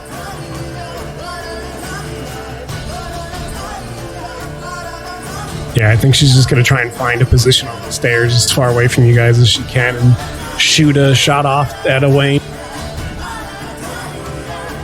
But it's not quite good enough. You see, Eric, like there's this arrow headed right towards you guys, but Owain just holds his shield up and it smashes right into the shield and just gets stuck in it. At this point, Gustav, God, I'm invincible. What? How does this work? So the way we decided it is, in addition to the normal, like if I go my full hit points down, I'm dead. I have the 3 hits, and then I'm dead. So how many hits in are you? I've only got down to -2. I haven't been hit since. So I'm So at one the more full- hit. One more hit and you're dead? Sorry, -2 damage. I haven't been hit since going under yet. Okay. So I have my 3 hits. Or 37 damage, which comes first. Okay, well, the wood golem, it just starts pummeling on you. You take 2 hits and 17 damage total. Okay. So you're still up. And like at this point, Gustav, like he was looking not so terrible. Like he's got his armor on and like blood was like kind of pouring out in some places. But now like his non-crazy arm is like broken and like limp. And he's like hunched over and he's literally leaning on his sword. But he's still standing.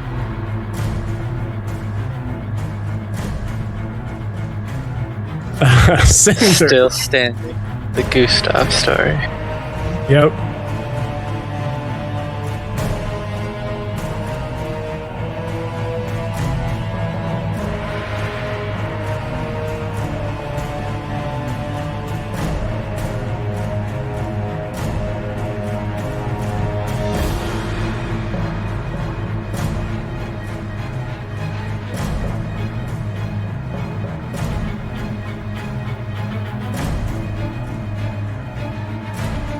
Okay, so essentially a bull rush, but you're attempting to jump out the window too.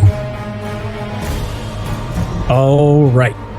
So, bull rush will be a. Let's see. It's whatever. What's it? CMD or combat maneuver?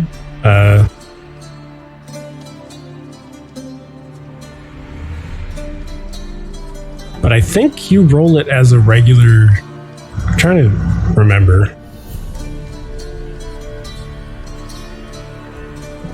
Using Channel, able, link to udo.be. what? What are you linking? The theme song. Oh, okay. Hold on. Let me figure this out and I'll go look at it. So yeah, essentially it's just an attack roll for you, I think.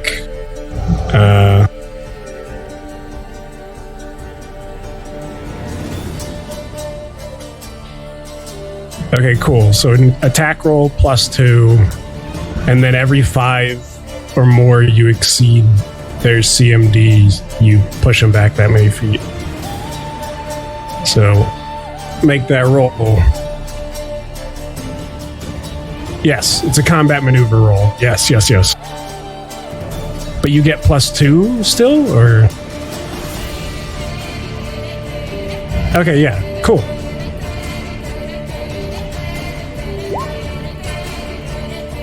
Jesus Christ. Well, you sprint towards this woman, trying to push her out the window with yourself, and in like one swift motion, she like kind of holds up her bow, and you are having a tough time like getting full momentum past these cannons, and she manages to hold you off. She's like got her back up against this cannon port, but she's managing to fend you off, and you're stuck there for right now. I believe that's your turn, though, right? Or is it? It's just a standard action, I think, isn't it?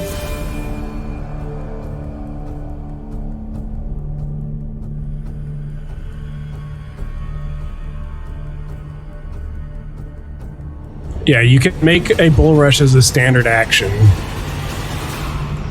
Or as part of a charge, which I think the charge is, oh, is it? Okay, so yeah, then that is your action, because you did it as part of a charge. Okay, so that's your turn.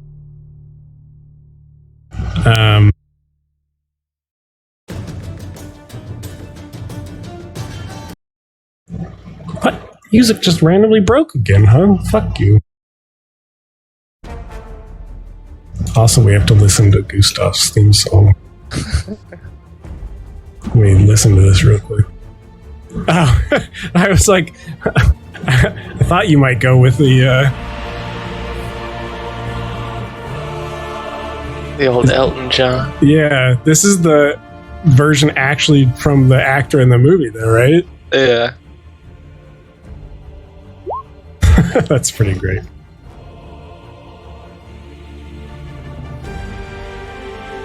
That is what happens with Gustav. If he gets one more hit, he dies. I think this woman sees that the wood golem's got Gustav in hand and wants to make sure that the other people get taken care of. So she is going to, I guess, full sprint towards them, past Gustav.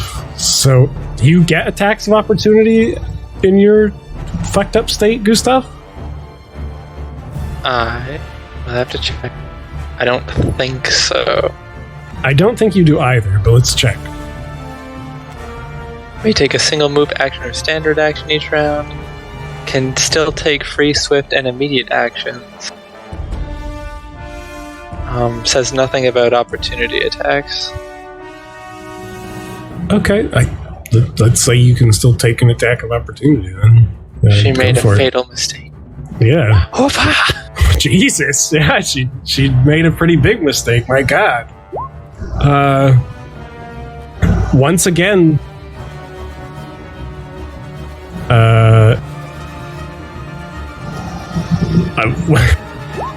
Gustav does some intense damage.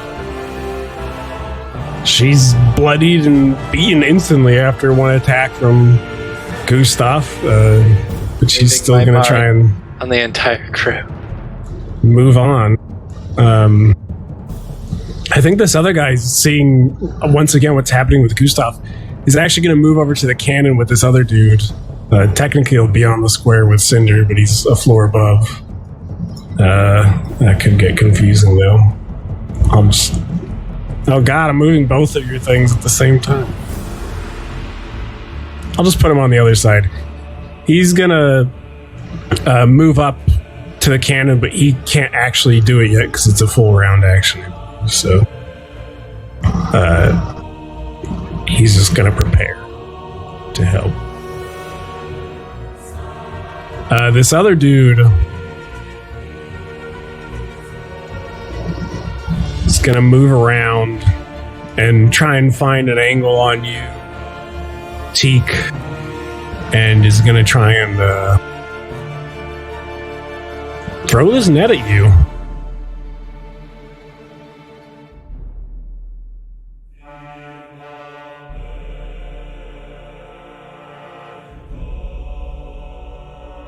And misses pretty terribly. Does that mean his net is now gone too?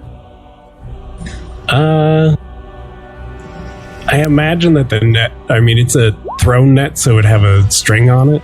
But so he'd have to reel it back in.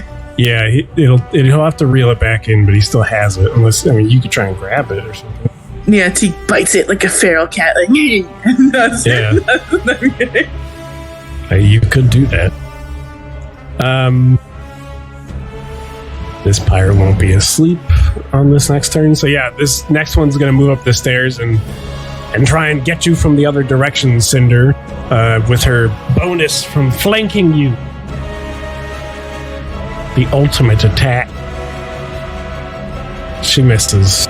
You're too quick. You're in this battle, and she thrusts through with her sword, and kind of missing your torso. Teak, it's your turn. You hear big thuds as something large, sounds like it's moved on top, or heavy at least, is moved on top of this pier. Okay. And you hear more footsteps moving around, and this net kind of lands next to you. Okay. I think she is going to just try to climb up. Can she try to climb up, land here, and then also make an swipe with her claw, or is that not possible? She would need to climb, and then she could move somewhere else.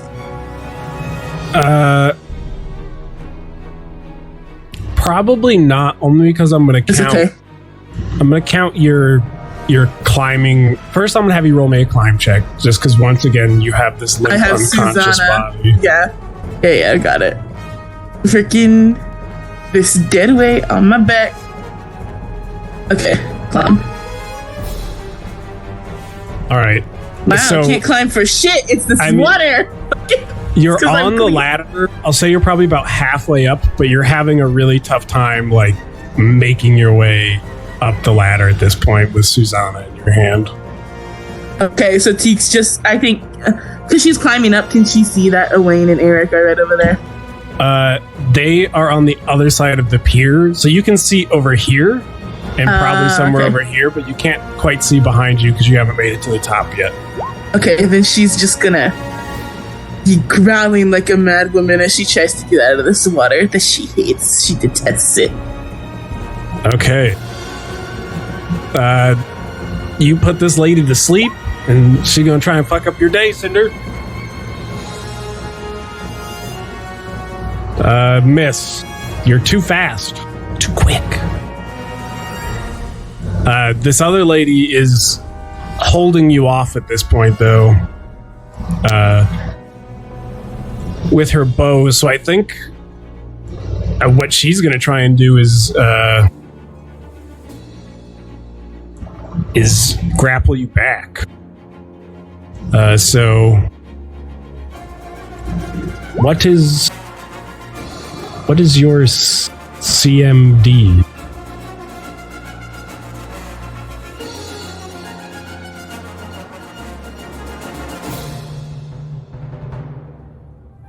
Okay, yeah. So she has this bow in hand and kind of drops it, and then like tries to grab you, but you're able to throw your elbows up and fight her off.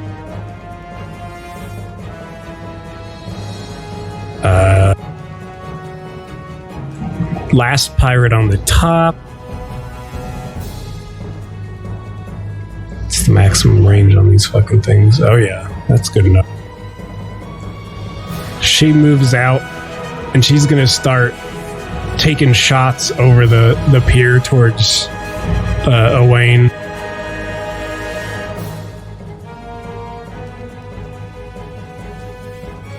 Wow, it's actually a pretty good roll. Owain takes an arrow, finds its way through the metal plates again and into Owain's back as he's busy trying to deal with these pirates. And he kind of grunts in pain a little bit. Gustav! Now it is finally as it is meant to be. Me versus the entire crew. Starting Yeah. with the wood golem. Yep. I bring my sword down upon him. Whoop-ha! Hey! That's pretty fucking... That's a good roll. You bring your greatsword down, smashing into this wood golem, and you see, like, just more splintering. One of its wooden legs is, like, cracked, and it's kind of half fallen. But it is still alive. And so am I. I end my turn. This pirate is using his full round action to load the cannon, finish loading the cannon. Owain is going to move over to the ledge where you are, Teak, because he sees that they're throwing nets at you and stuff, and is going to try and do his best to help you up. So he kind of like gets down on his stomach and leans over, retracting his shield. Does he pull me out, or is he just giving me cover as I get up? Owain is a very strong man and literally like grabs you by the back of your shirt with one arm. He rolled really fucking high. And pulls you up and just sets you on top of the pier with Susanna. Okay. Eric, Owain's yoinked Teak and Susanna out of the water. There's an enemy behind you. Gustav's still fighting a wood golem. Things are tense right now. Okay, how's Uwain, Teak, and Susanna look? I mean, they're somewhat rough, but Gustav looks like his limbs are about to fall off. Can I like go around like I just drew like that, and then avoid the woman behind me, run back towards Gustav? You could cut around this corner. Yeah, you could go like here, and then an additional 20 feet from there. That would be your. You have 30 feet of movement unless you want to sprint, but then you can't do anything else. So that's probably about as far as you could get, somewhere around there. 40 feet away from Gustav. Feet.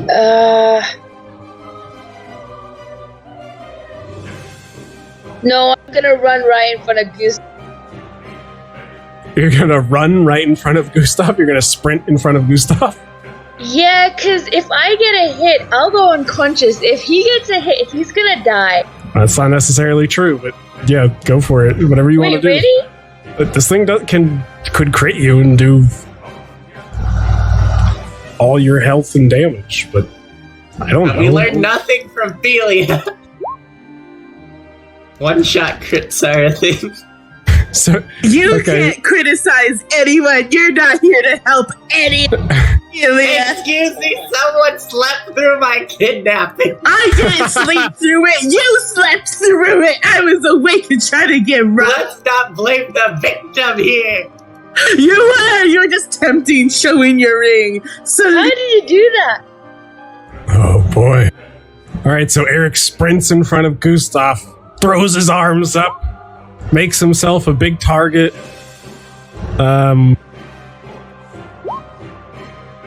I think at this point, this pirate is gonna... she's had no luck with Owain, so she's gonna take a shot at Teak. Misses. Flies wide. And it's the wood golem's turn. But before we get to the climax of the wood golem's turn, it's been about 2 hours, so let's take our 10-15 minute break here, and then we'll resume. Okay. Right. Okay. I think the most likely scenario is Cinder, Gustav, Eric, rest in peace. Teak seems like she's in a good position right now. I'm so sorry. Maybe it was good that Felia got kidnapped. That music change. Be right back. I know, Cinder, that was so un-Cinder-like. That was so nice. Well, to be honest, you actually are nice. Like, you had your blade at that person's throat, and you were like, okay, fine, you'll live. And then just decided to bull rush someone.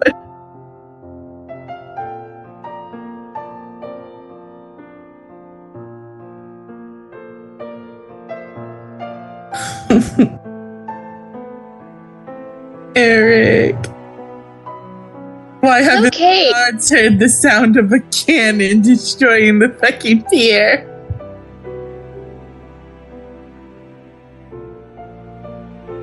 Right, where are the fucking gods? They're pirates. I've been seeing their bad news. I was thinking to myself, what if Teak just threw gold at the pirates? Would they leave her alone? I was debating how to get up this damn ladder. I was like, Teak's gonna throw her all of her money like a little bomb to scatter them. Right.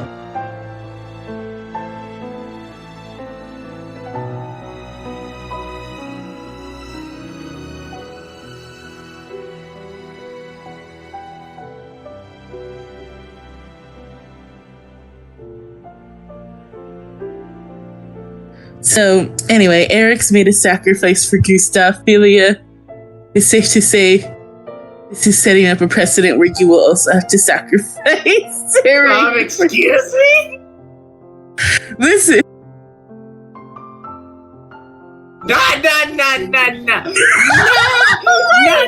Why are we attacking Pip right now, okay? Pip is in Cinder's coat this whole time. Holy shit. Pip flies out and takes an arrow. No! Oh, that'd be so heroic. No! Absolutely not! My duck will not die trying to protect you folks. Well, Cinder has been making amazing animal handling rolls, so you never Bitch, know. I don't care! Cinder, Pip is mine! And I will not have my child die because of you, buffoon. Cinder, try to have a touching moment with Pip. Be like, fly, Pip. And then touch Pip's heart so much that Pip willingly sacrifices himself for you. Hell nah! Hell nah! Animal handling critical check. Yeah, distracts them long I enough. thought you were gonna say flies into the face of the cannonball. Oh no! Excuse me? And honking. There's a reason why I didn't give custody, willingly give custody to any of you. Ray's the only one that would actually be like, oh no, bird, I like birds. Birds live in trees. Teak wouldn't sacrifice Pip, but I'm telling you, me, person, would sacrifice Pip. So Teak as a character wouldn't. But I'm just saying, if it were me instead of Teak in Cinder's place, yeah, I would be like, I would hope that the duck would take the hit for me. It's a duck. I'm a human. I deserve to live. Ducks are kind of jerks anyway.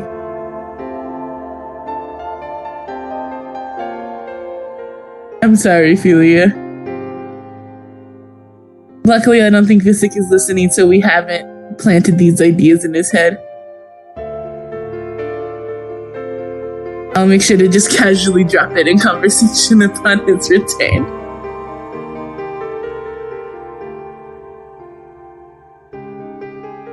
My duck was my childhood friend.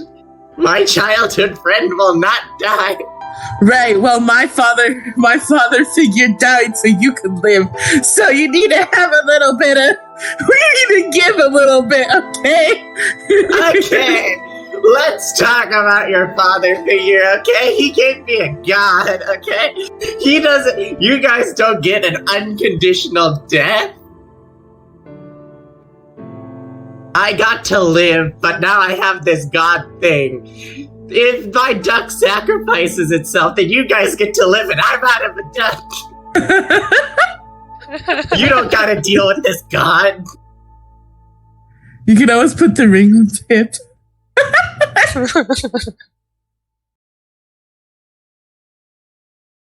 Then who would get custody of Pip? Probably Cinder! My point exactly, and it's gonna get sacrificed again.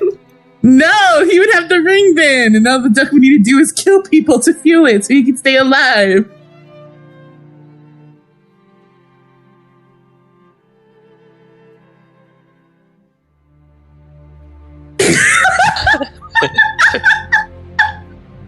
No, Pip is a sweet duck. We're gonna arm Pip with the ship. All the blood is soaked into his feathers.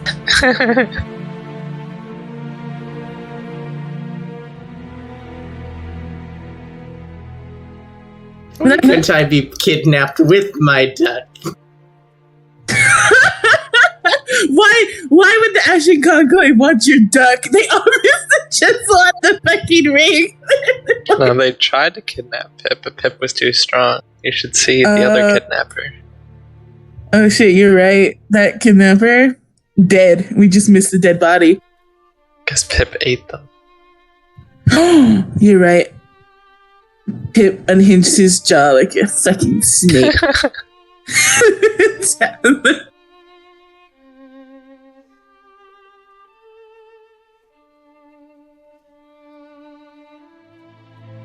I don't like all this characterization of my baby. I do not approve. I'm sorry. You're so upset about Pip. Meanwhile, Eric's standing. It's like this is funny because Gustav's blood raging, so he's not gonna remember this. He doesn't care in the moment. It's okay.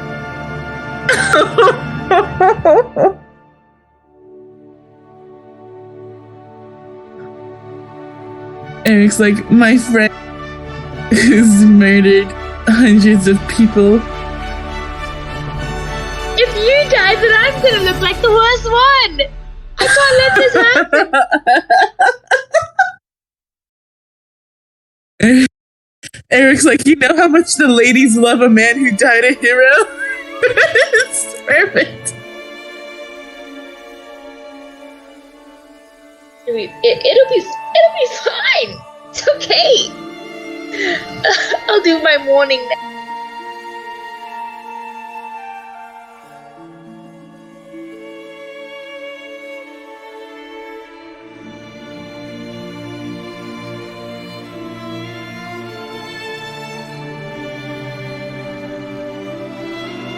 Channel. Here's a peace offering Link to YouTube.be. to you, Patrick.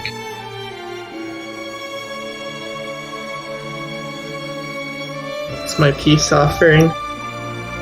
It's a duck video of Pip.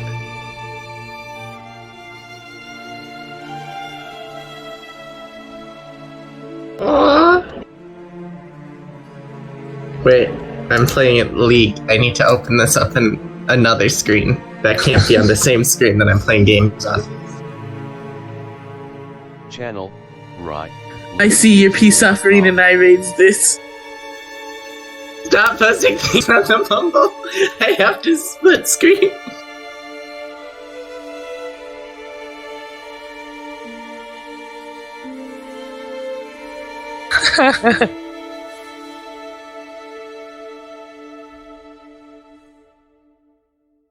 That duck is Pip, and the small daughter is Cinder's enemies.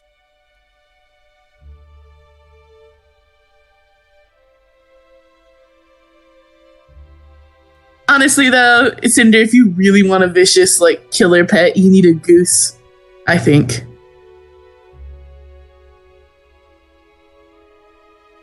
The more Canadian, the better. Geese are inherently evil. You know, Pip will be made a killer due to, like, his traumas in the ring, but geese, they're born wanting to kill.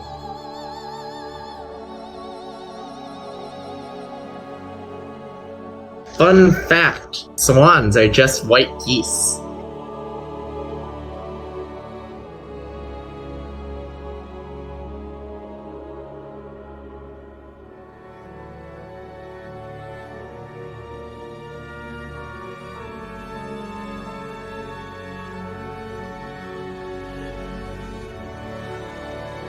Oh, the little duck did its little tongue thing and then like waddled its tail.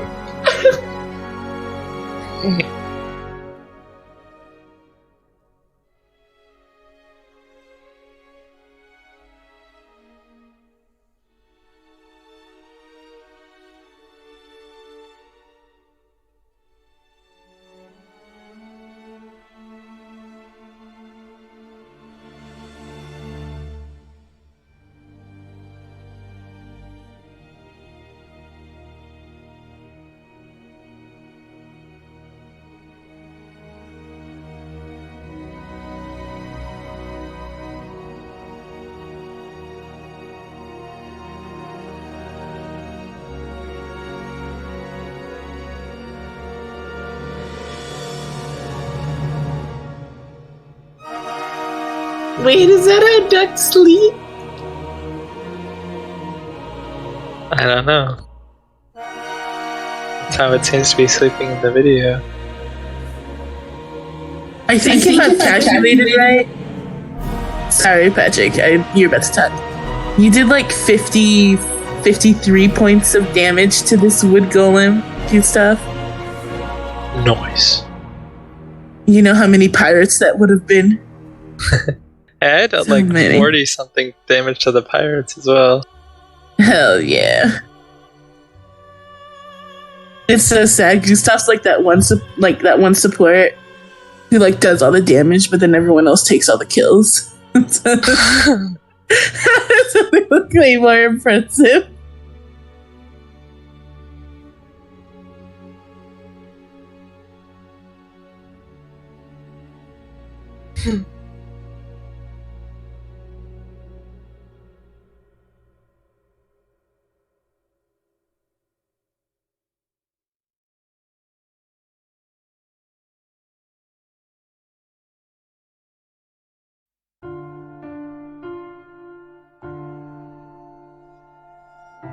But Cinder, great job. You've stayed alive for quite some time. Surrounded by everyone on the boat as Teak ditched you with Susanna.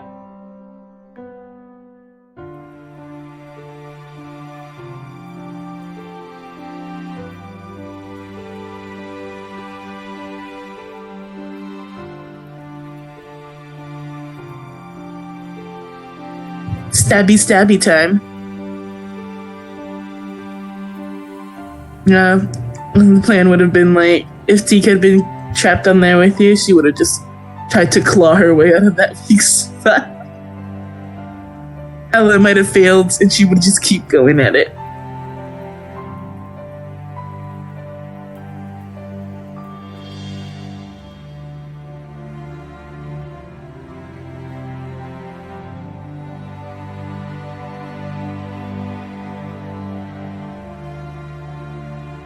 Ooh.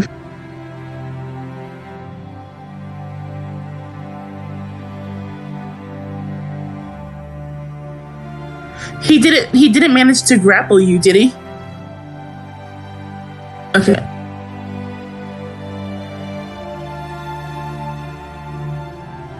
Stabby stab and then jumpy jump.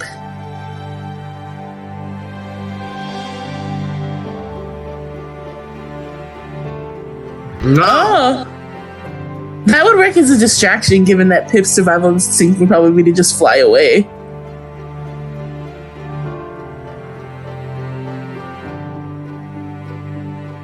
Just be like, sorry, Pip, and then fling him, and then run.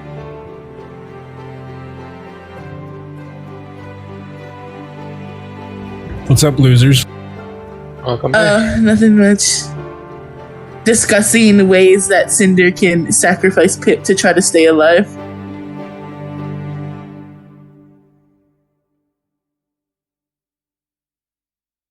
It's a good idea. No, it's not. It's a horrible idea.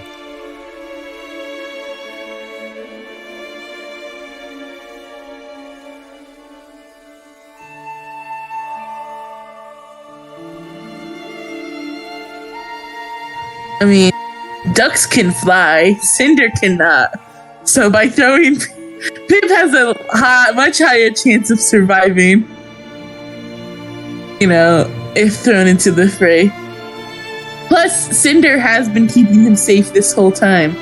Pip must be smelling the blood as people stab Cinder, and Cinder has yet to give him up. I think it's time.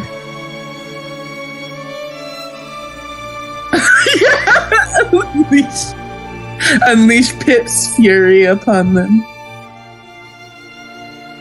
Quack attack. Yeah, we don't That's know. why Cinder's not the ideal owner of Pip. We don't know what kind of duck Pip is. He could be a Psyduck. There's confusion up in here. Pip's special ability is that he calls 6 other ducks and they form the flying V. Dive bomb the ship. Yeah. Yeah. They just rip through people. Zion here? Yeah. Oh. Well, I suppose we could get back to learning the fate of Eric and Eric. Gustav. Eric. Oh, this is a pretty good jam, though.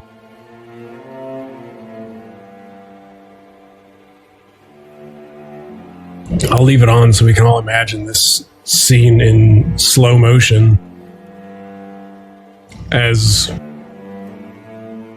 Eric runs in front of Gustav, who's barely even alive at this point, and throws his arms out. You just see this cannon arm come swinging and smashing into Eric. Eric, you take 16 points of damage. I'm unconscious. But in all of the chaos, and Eric being in the way, even his unconscious body, the golem follows up with his next swing, dealing an additional 14 points of damage to Eric. And with a swing, tosses his body through the air and onto the ground on the other side. What's your question? If I go unconscious with the first hit, do I go to 0 or do I go to minus, like, whatever?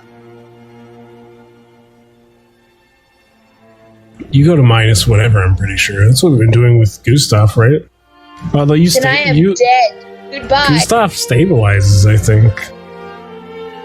Yeah, I stabilize, but I still go into the negatives. I think what we've been doing is... But doesn't your first hit take you to 0? Well, the first hit took me to -2. Okay, so you are counting the minuses. Yes. Okay. So, wait, how much HP do you have, Eric? 21. And you had how much left? I had 5 left. So I'm dead. Oh, fuck. It is okay. Wow.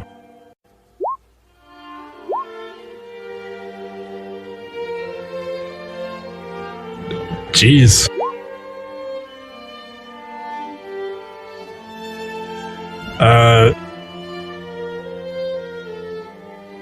Eric has fallen. Eric is dead on the ground, mangled, bloody, beaten. Cinder, you just hear these cracks from outside, but you're surrounded. You can't see what's happening. Everything is moving in slow motion for extra dramatic effect. What do you do?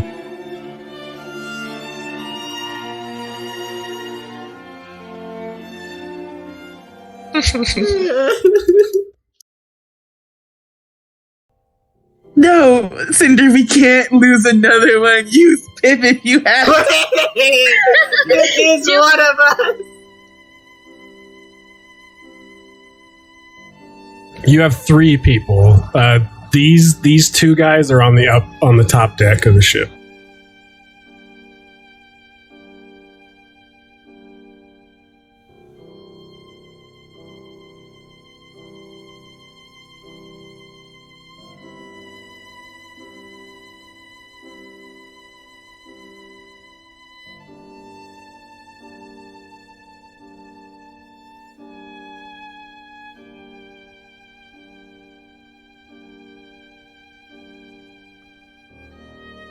All right.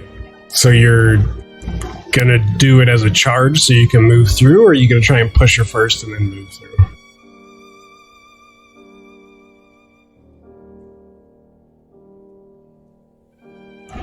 Okay. So it'll be your full round action. Make your your combat maneuver roll.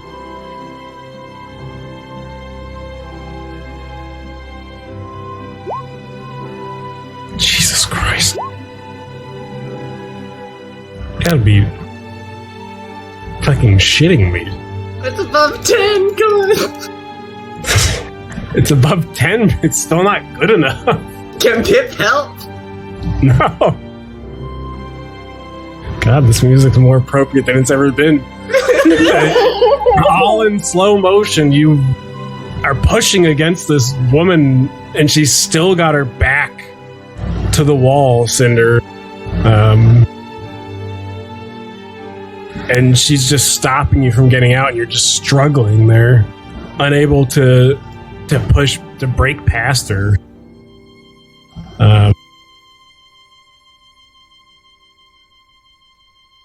Your AC's 19, Teak? Yes. Okay. So this other woman on the back of the pier keeps shooting at you, but the arrow lands right next to your foot, just barely missing you. This next pirate up top, now the cannon's loaded, and he's going to jump on it and kind of pushes the other guy out of the way.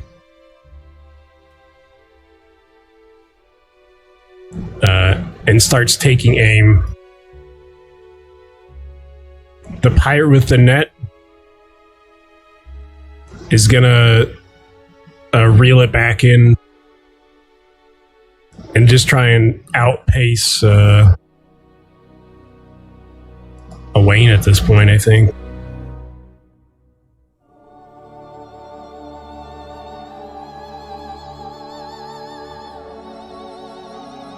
So he moves over there. Cinder. It's just at this point you're getting flanked, and they just start stabbing into you. You take 2 points of slashing damage from the pirate behind you. Teak, it's your turn. Teak is going to try to give Susanna to Wayne. Okay. Would he accept her? I think Wayne just looks at you. He's pretty bloodied and beat up. And he kind of looks around and sees everyone else is just like chaos, and he just says, "Take my daughter and go. Save yourself." No. These Teak friends. You take Susanna, you run. Teak, fight. You can't fight them by yourself. I at least have a chance. Teak. Those Teak friends. This, your daughter, Teak, must fight. Save my daughter, or I will try and save your friends, please. See reason unlike Gustav did. I think Teak is going to be very distressed. Those are her friends. And then Teak's gonna ask him one more time, please, take Susanna, run. Teak must help. I cannot in good conscience leave your friends to die. I am sorry. Teak looking conflicted. I don't know what to do. Follow your heart. We're all dead anyway.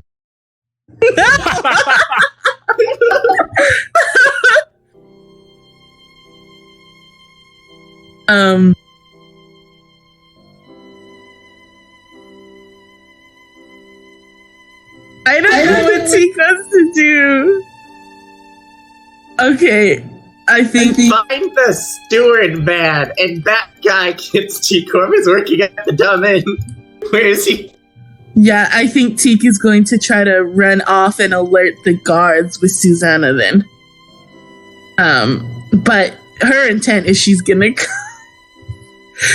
come back, basically leave Susanna with the guard, and then come back, hopefully. I don't know how far off a guard would be. Is it within 20 feet? They're not. I don't think they're that close. But cannon fire has gone off, so they might not be that far away. Ah! Okay, then I think maybe Teak will try to set down Susanna somewhere and hide her, like behind these crates. Okay, so you're gonna run and you're gonna move and set her down somewhere. Yep, and then reposition myself, and then Teak will look at Owain and say, "We fight together," and she'll try to hide her, put something over her body. Okay, so you're hiding her over here behind those crates. Yes. Okay, so most of your movement is moving over there and setting her down. So you'd end up like here in this square. Okay. Sounds good. Move your shirt. Okay, so you yell out to Owain, and then we do it together. This other pirate is going to continue the stab fest on Cinder.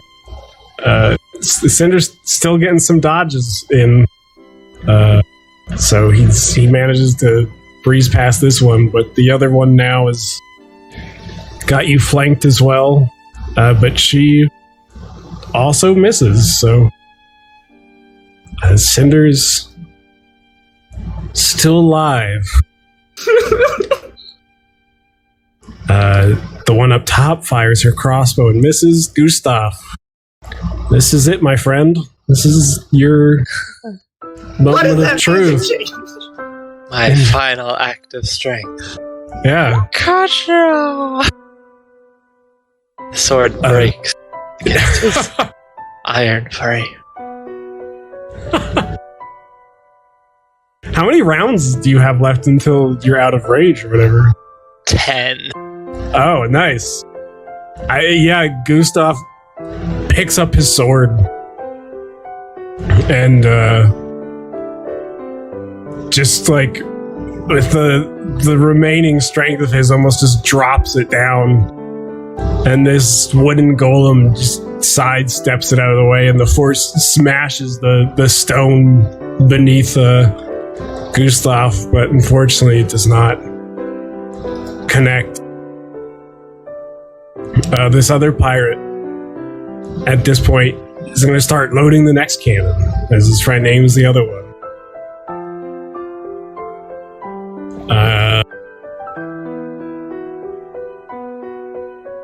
Boy, oh boy.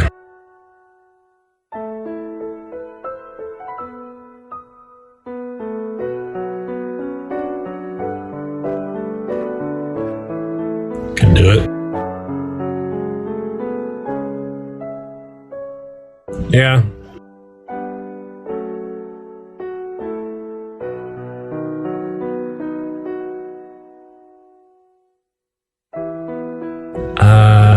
Let me look at this real quick.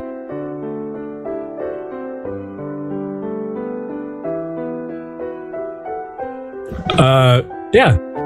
I think that's able.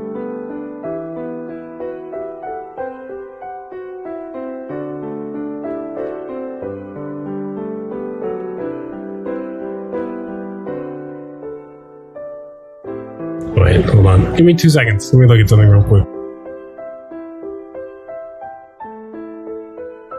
Let me tell you my story. This may be our last chance.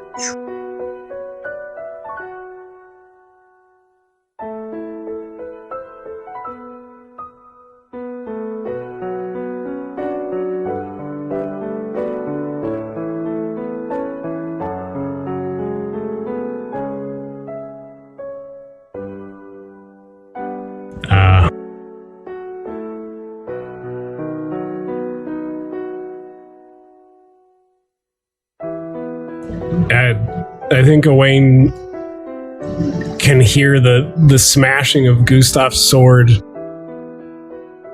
and looks towards you, Teak, and just says, make sure nothing happens to Susanna. And he's gonna sprint off and throw his weight in front of you, Gustav, with his shield up. Eric, roll me a 1d20, my friend. No, I think I'm dead. Oh, that's right. Yeah, you're dead. Great. In 10 seconds has passed. Your chance of getting back up is narrowing.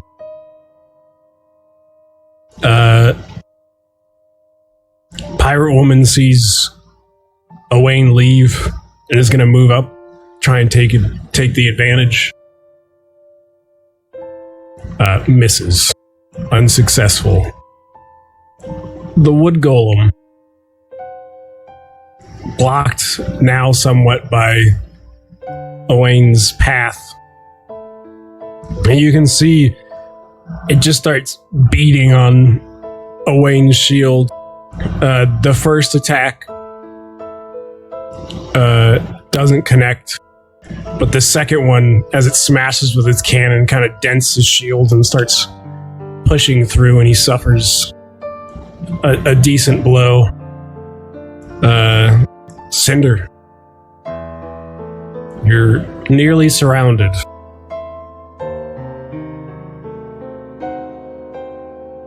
What would you like to do?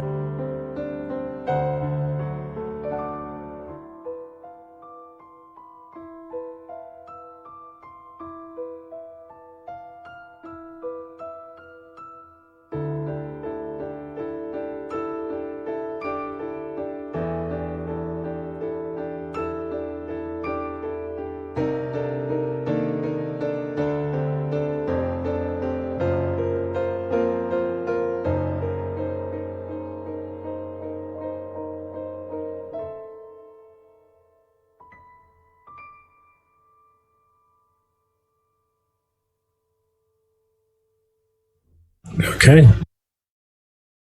Make your attack roll.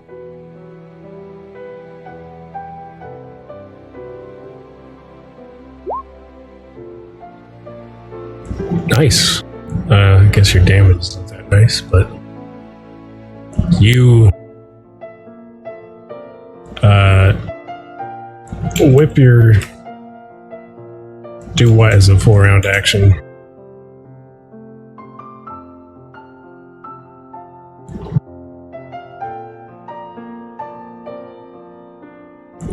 If you're dual wielding or you have more than one attack at a certain level, you can attack more than once in the 4-round action, but I don't think you have that yet.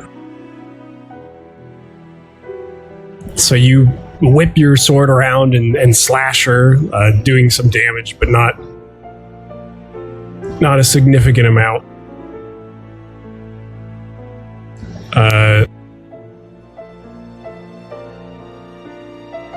I think at this point, this woman's going to move down here, and they're essentially going to start surrounding you, Teak. She takes another shot at you.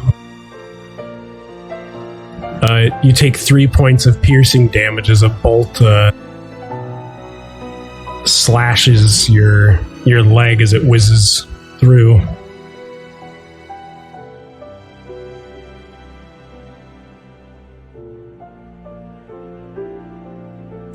This next guy is officially done aiming the cannon. But I think at this point, I mean, truthfully, he's gonna hold off. It's because you guys are pretty beat up. He doesn't want to fire another cannon into the city, so I think he's just gonna take a pop shot and just leave it aimed and ready. Does not accomplish anything with that, though. This last guy pulls out his crossbow, aimed at Teak. Oh shit! Lets loose a bolt, and it hits you like right in your abdomen, Teak. You take 10 points of piercing damage from this bolt.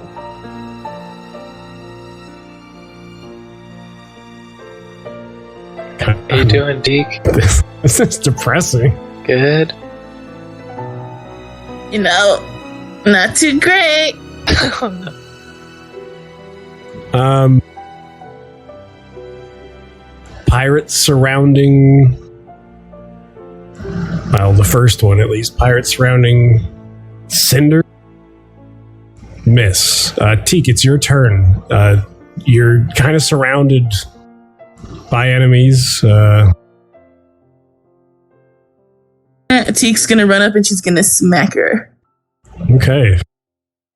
charging her claws. That is a miss, unfortunately. You rip your electric claws through the air, and they unfortunately don't make contact as this woman leans back.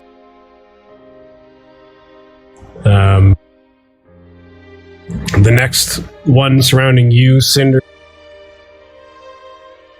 takes a swing, stabbing into you for 3 points of slashing damage.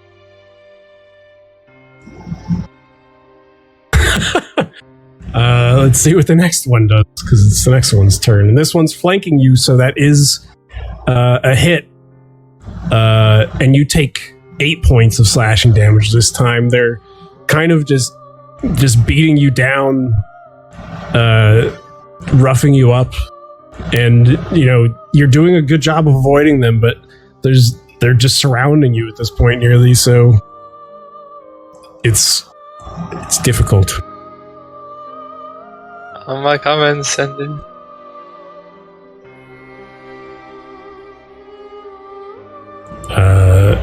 Yeah, Teak is still in range for this attack. Teak, an arrow flies through the sky and lands right into your thigh. You take 8 points of piercing damage.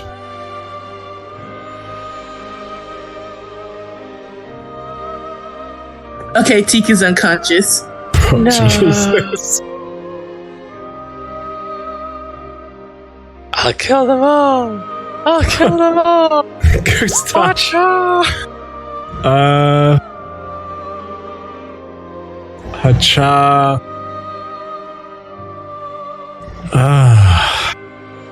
Miss. It was a miss on the Hacha, unfortunately. And my turn.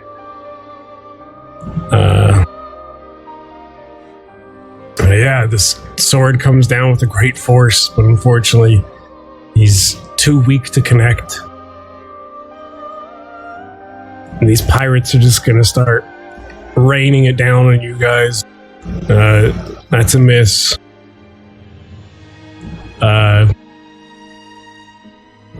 Owain, not having many other options, brings his hammer up and with one large blow manages to smash through the remaining core of the wood golem, crumbling it into splinters that are left.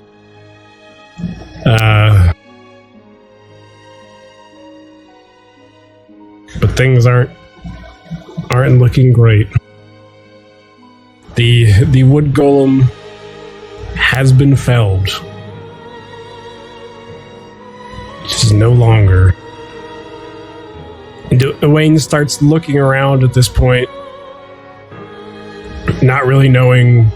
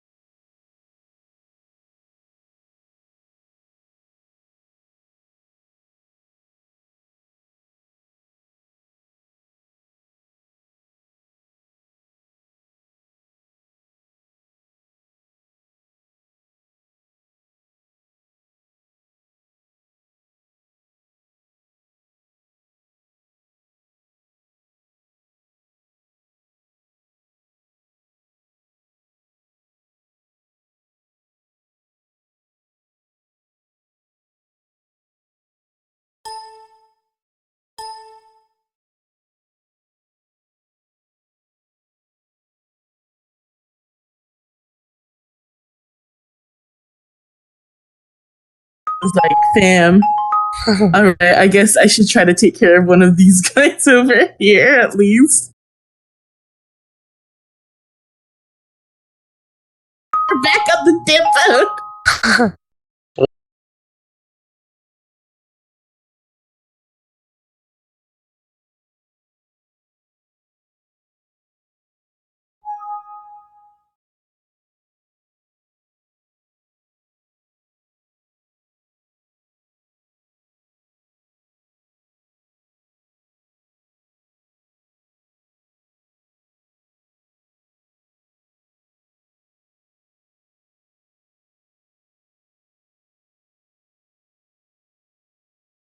How much damage have you taken, Teak? Well.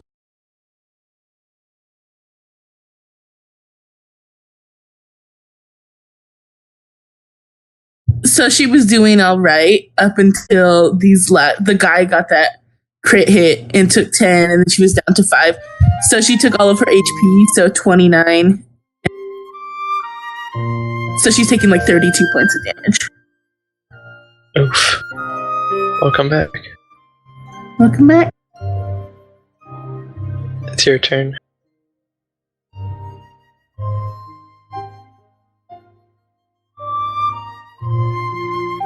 Yeah, it's your turn.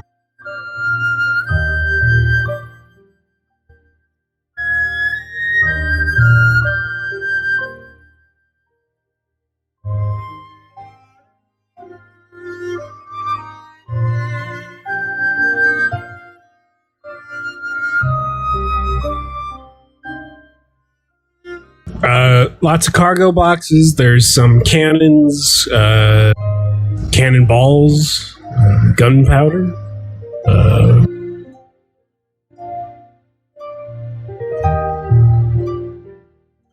There's also a few pirates. There's some pirates. Yeah. This level has some cots and stuff for people to sleep.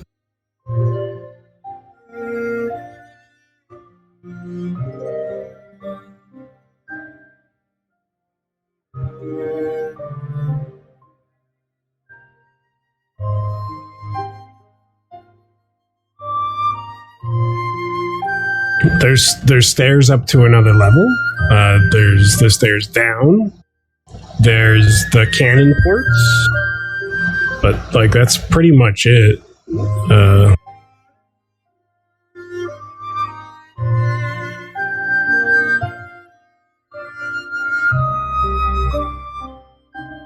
Okay, so you're surrounded on 3 sides, so you can only go this way.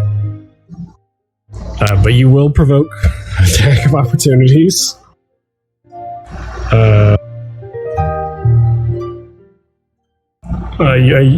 Because you want to sprint, right?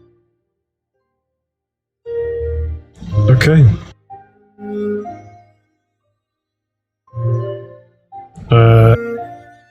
Let me make some rolls real quick.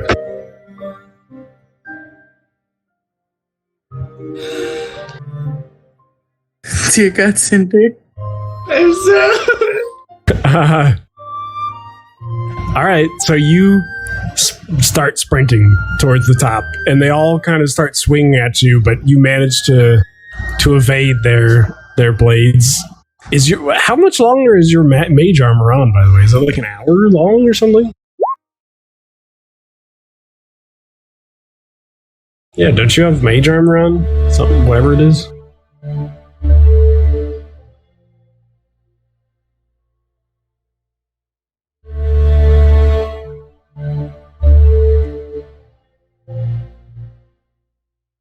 Okay, cool. I thought it was like an hour. I just want to double check and make sure.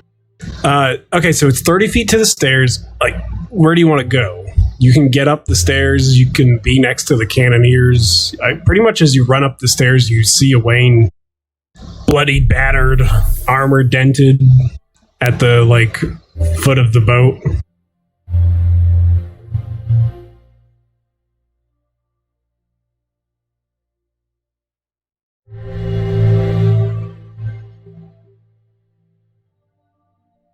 He looks like he's got his weapon and he's headed to fucking smash some skulls in. I mean, it looks like he's just moving on to the boat. Yeah.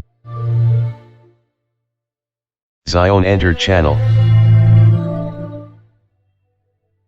The only other person you can really see right now is like Gustav, and Gustav is like, looks like his one arm is like broken. He's like leaning on his sword. It looks like he's about to fall over. He's like on his last limb. Okay, so it's 30 feet to there, about 15 feet to there. Yeah, you can make it straight to Gustav on a sprint. So you gotta sprint by Wayne.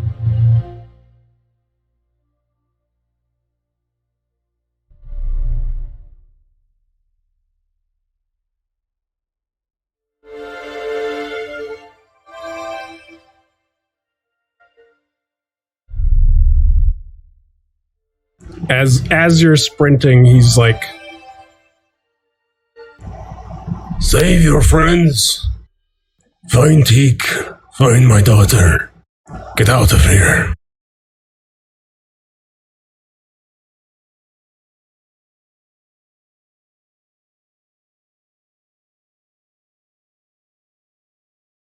Okay. Well, you end up next to Gustav. You still have more movement if you want to keep moving, but if you're going to end near Gustav, you're near Gustav.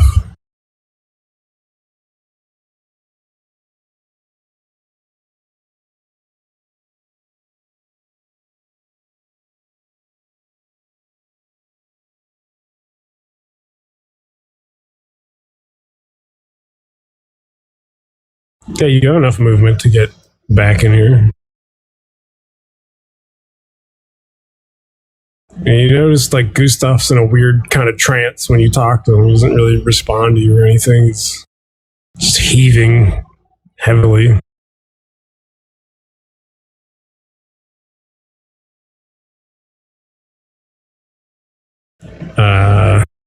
Let's see. Looks like those pirates are going to deal with Teak. She can't really move much of anywhere. She's going to move up here and I think take a penalty shot at Wayne. It's easy for her to hit him anyways. Yeah, her shot goes wide, but she's trying to deal with the last things there. This last pirate, I mean, looks at Wayne, uses movement to pull out his sword, but can't move anywhere else. The pirates down here gonna start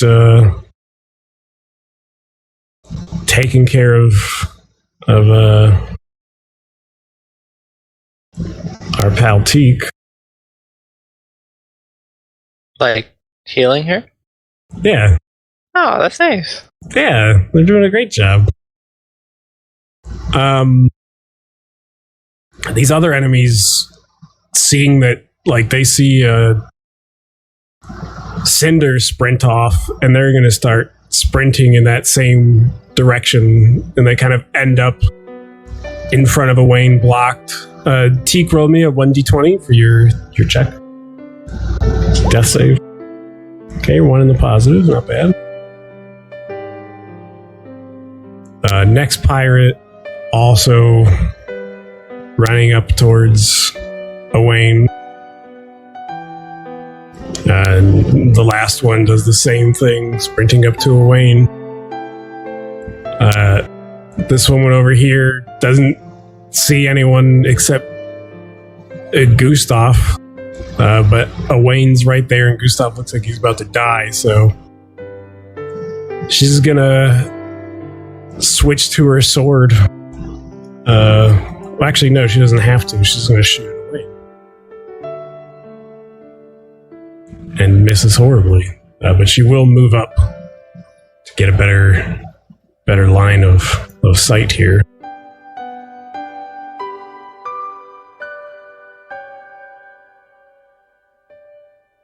Gustav, you've gone into communique with Cinder. Owain's moved up, kind of blocking the gangplank, and you're still enraged, but you're also about to die. They killed Eric. None can be allowed to live. And limping my full 30 feet, I'll get onto the gangplank. But I think that's all I can do. Pretty much, yeah. And my roll 20 is all bugged out now. What's wrong with it? Say, why are you walking the opposite way? Whoa, where the fuck did you go? There I am. There you are. Okay, Yeah, so you move up to the gangplank. that's all I can do. I have to choose between moving or standard action. Right. Okay. Dragging my sword behind me. Yeah. The pirates are going to start moving up towards Owain. But he's an impenetrable force field as of now. He turns around to you, Gustav. And he just says, "You will never listen, will you?"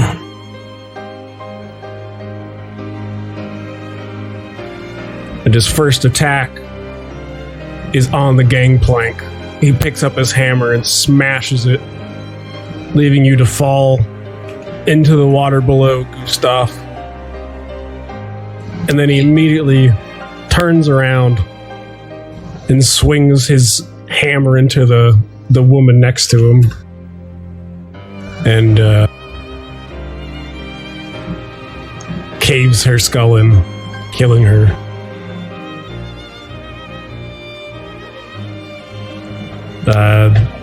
They were gonna start. I'm gonna finish with Teak. Teak's deal down there.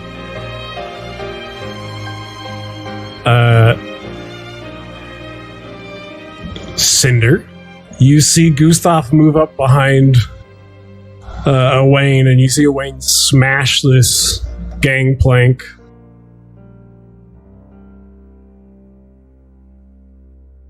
What are you doing, homie?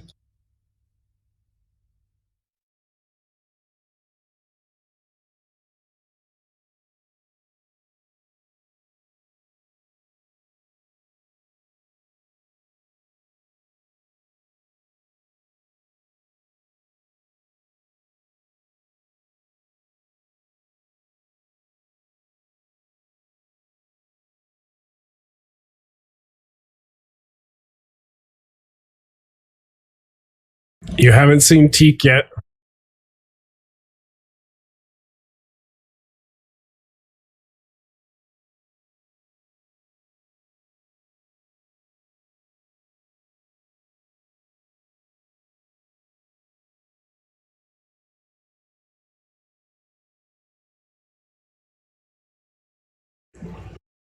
Yeah, he said, "Take your friends, find Teak, find my daughter, and leave."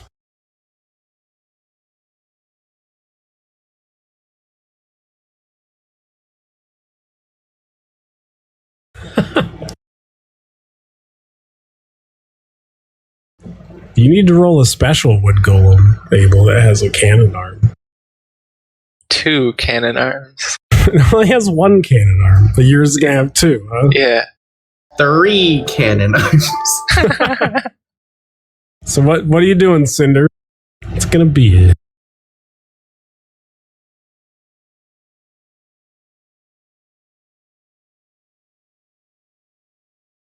Alright, so you're gonna sprint and dive into the water and grab Gustav? Wait, do you have 40 feet of movement naturally? Doesn't someone in the group have 40-foot movement speed? I do when I'm not wearing armor. Oh, that's And right. I do when I fly. Oh, yeah. Okay, so you're going to sprint and just dive into the water after Gustav? Okay. Yeah, you sprint, dive into the water.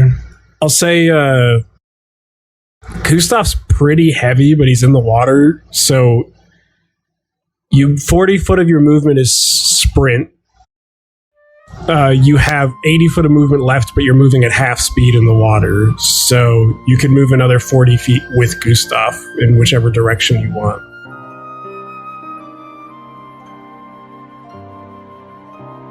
I mean, unless Gustav is fighting you, I guess. But, like, he can barely move, so...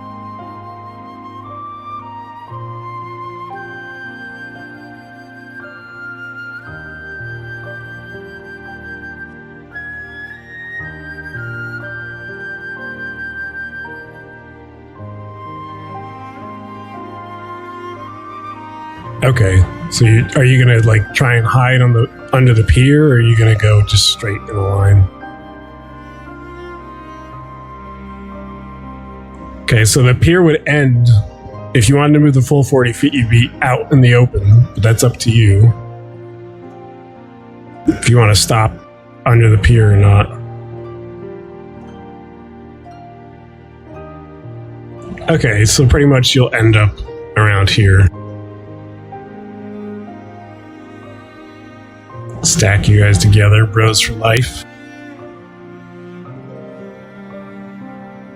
This woman sees you guys kind of jump off the pier, and she can't really see you, and so I think she's just gonna go for the easy mark and keep trying to shoot Owain in the back and missing.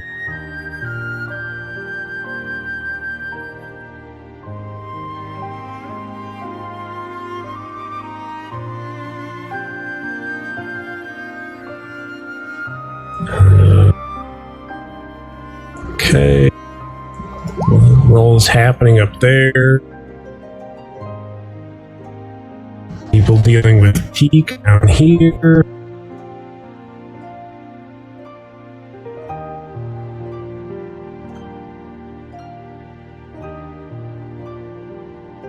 More rolls. Teak, roll me that 1d20.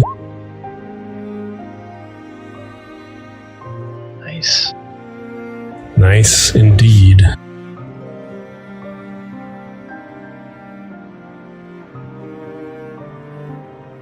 That pirate's dead.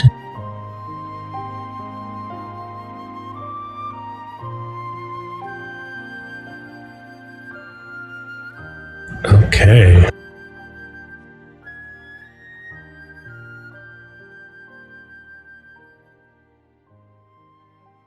Well, I think at this point, probably just say that, I guess we'll say, Gustav, it's your turn. What do you want to do? Are you going to just you're being like dragged along, barely able to move right now. You're being dragged along in the water by Cinders, like trying to talk sense into you. So left arm is broken. Everything's pretty much shattered. Is there any way I can see to get onto the boat?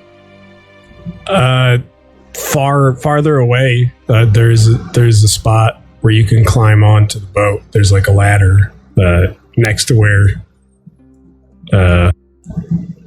Owain is on that. There's ladders on either side. Alright, going for it. 30 feet. You would have to fight I guess at this point then it'll be you and Cinder as a opposed combat maneuver? Combat maneuver, yeah. I don't think is this a standard action to do a combat maneuver? It should be? Okay. Because if it's a full action, I can't do it. Well, yeah, I think like you could break out, but you can't do anything else. Like because you're not moving. So I think you could break out as a standard action. But I'm trying to remember. It actually might be a full round action to break out of a grapple.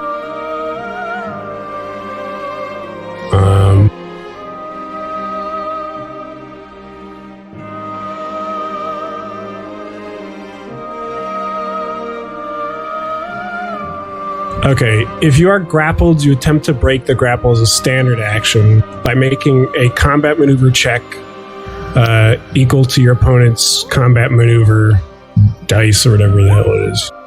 Boosh. What's your CMD? 16. So Gustav breaks free, but he can't do anything else. So he like starts wiggling in your arms, and he's juiced up Cinder, but he can't do anything else. He's still there, but he's just fighting you the whole way.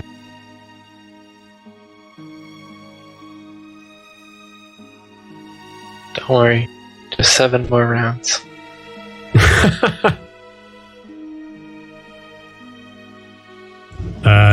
This guy gets a slash in on Wayne. They're slashing him up there.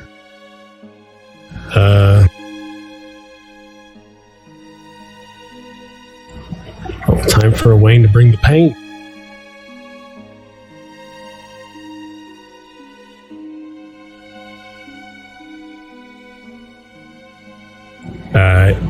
Yeah. The guy that just slashed him, Owain just beats him down with his mace and straight murders him. 1-2 punch. Eric's still dead.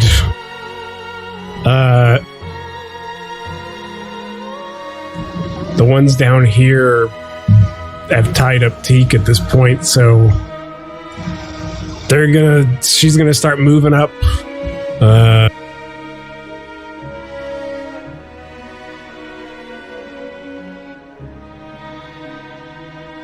It's the range we're talking here. Oh yeah, just taking shots. Miss. Cinder, Gustav's broken free of your hold.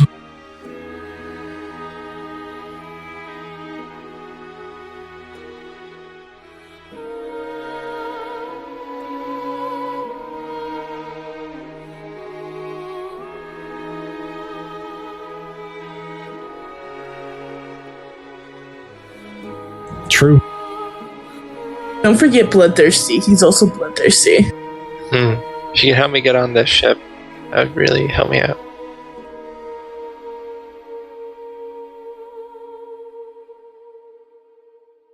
I'm invincible. If he gets one more hit, does he die? I don't think you can knock him out right now without killing him. Unless you have like a magic sleep thing or something like that, then you could do that, but... No, you don't.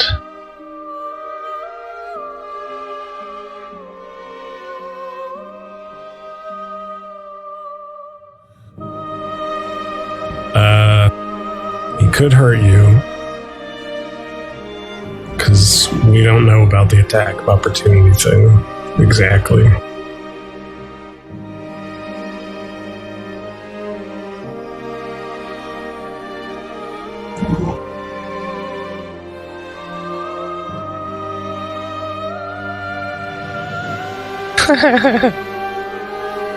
You never know.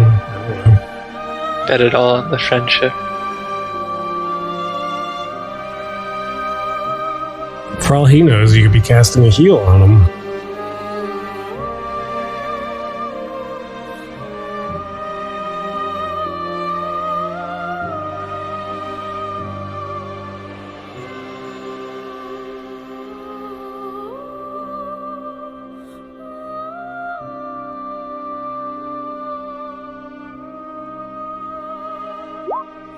But if you put him to sleep, doesn't that break his blood rage?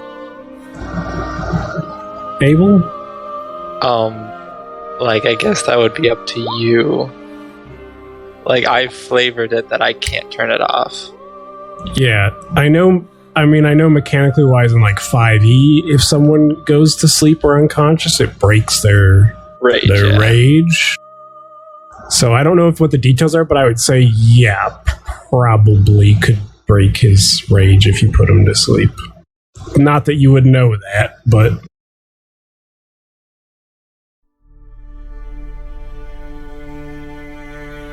Too strong. Okay.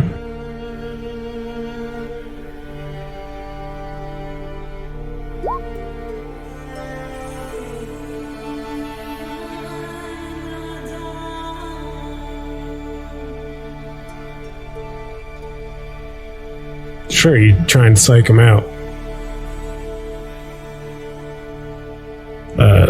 Sure.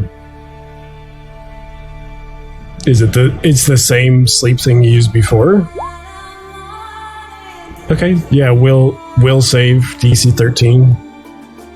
Roll it up there, Gustavo. Will save? Yes. Don't you realize I get a +2 to will save, so I'm blood raging.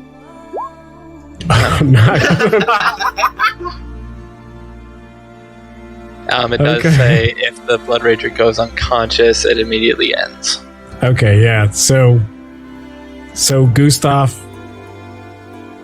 kind of gets faked out by you. You're like looking like you're gonna heal him or something and bring him back, and then all of a sudden you put your hand on his head or something, and he just kind of falls off to sleep as you put your arms around him and hold him in the water.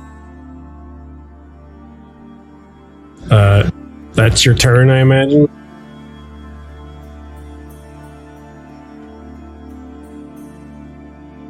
Okay.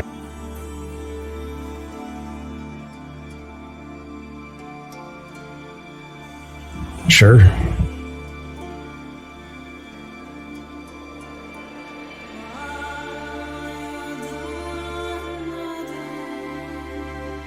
Okay.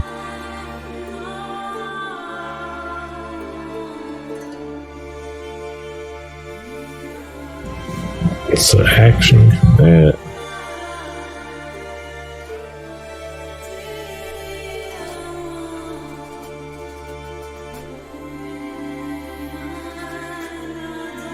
Okay.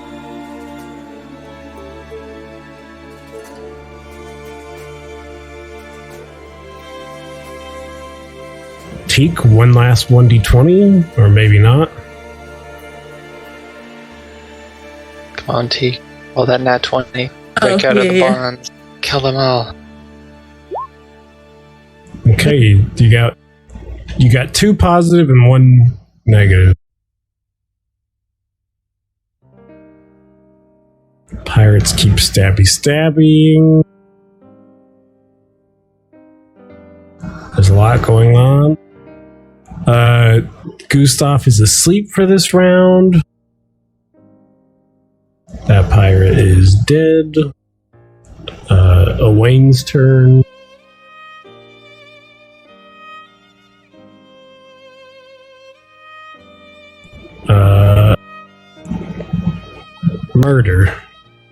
Murder on the next one. He's rolling pretty good right now. Beats him down. It's just corpses piling up around him.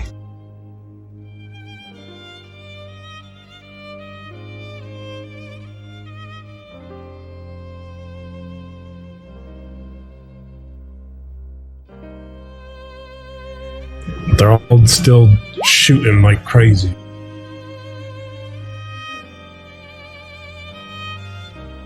Cinder, you've put Gustav to sleep. He's unconscious next to you right now. What are you doing?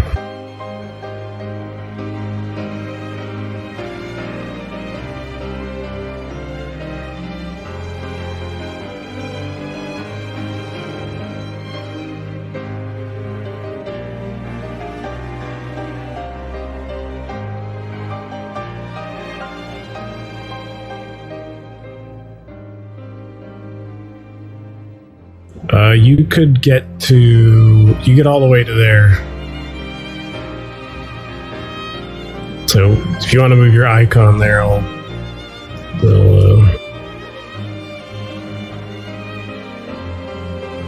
move Gustav with you.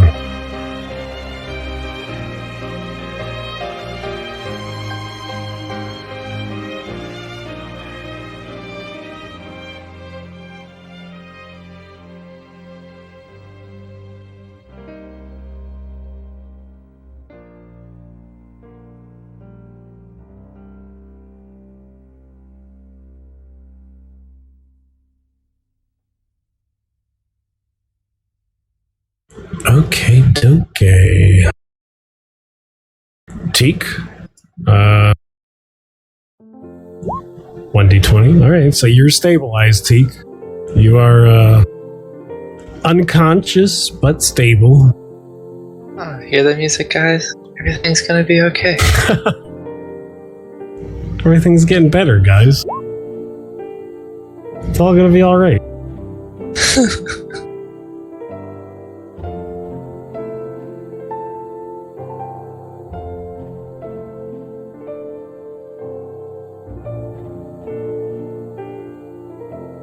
Gustav, you wake up. I am at minus 18. For a second, you wake up and see everything around you clearly, and then you drift off into unconsciousness afterwards.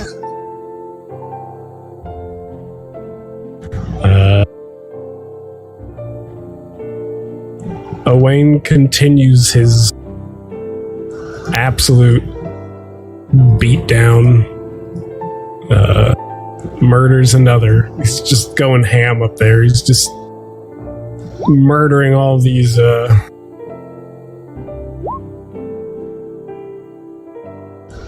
murdering all these people up there. Okay.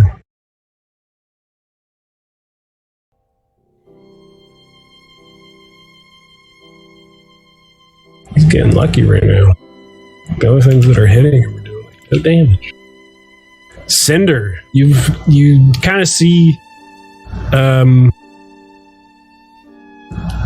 Gustav's head move up for a moment,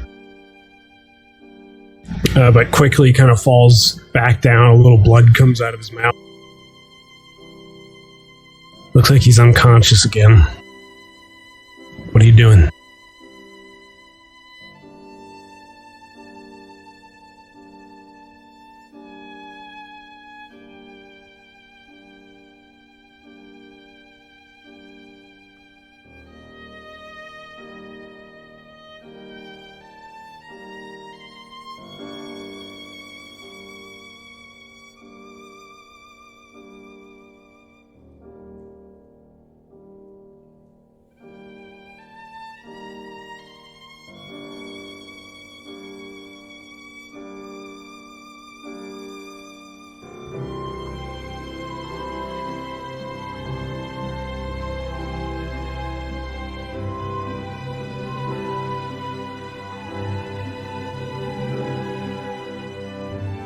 Okay. As you're swimming through the dock, I mean, you notice around here there's a spot where you could climb up. I don't know if that's something that interests you or not.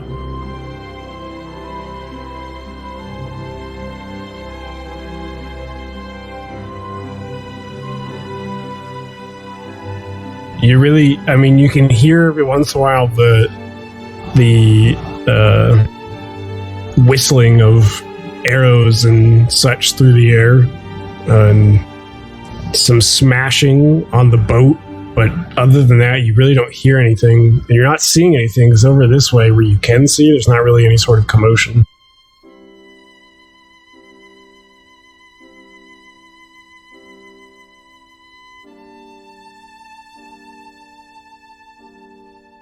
Okay, are you going to head towards the ladder or like over this way?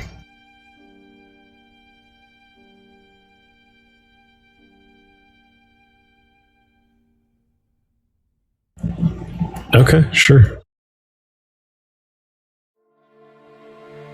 Well, the ladder's about 50 feet away. You could get there on this turn.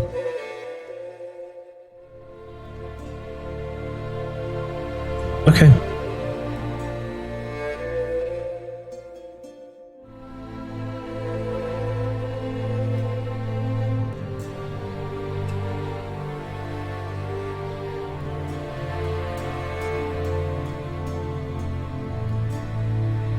Oh, damn. Oh, fuck. Or, as I like to say, oh, yeah.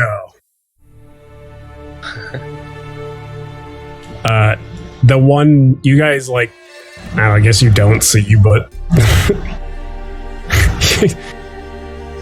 in the slow motion, as the music would attribute, they're just all beating on Owain up there, and he's taking his shots and knocking him down, but eventually one of them just sticks a sword up into Owain's ribs, and he kind of falls over. He's still alive, but he's in rough place.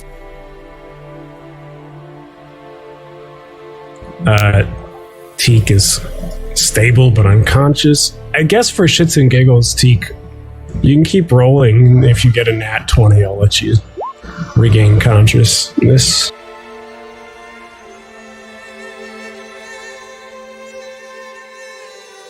Gustav is unconscious.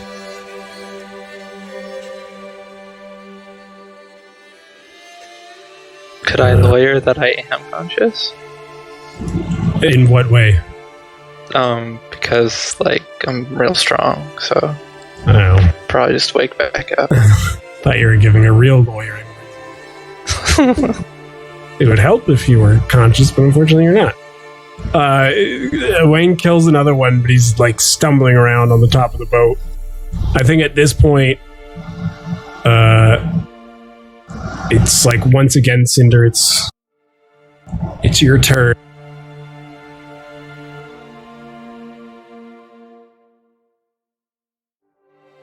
I think all the remaining pirates are already injured, right? Mostly, yes. I think almost all of them are, except for one. Yeah, you can take him, Cinder.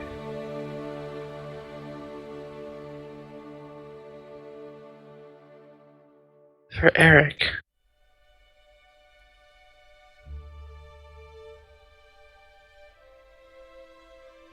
The question is, how is Cinder gonna carry 3 unconscious people out of here? With his half-orc strength.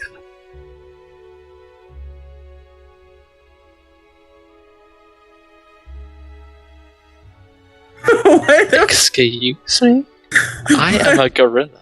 Also, where the fuck are the guards?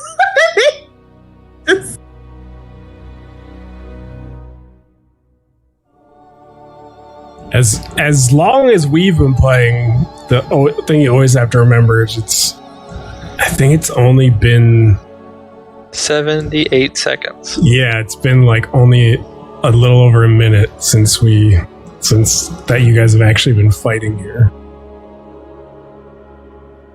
And I think about maybe 38 seconds of that or something is since the cannon went off. So, you're telling me Teak was able to swim 50 feet in 3 seconds? Yeah, you were hauling ass. Holy shit. Hauling ass to die? Yep. All right, Cinder. Sorry. What's your plan now? You're at this ladder. All right, make me a climb check.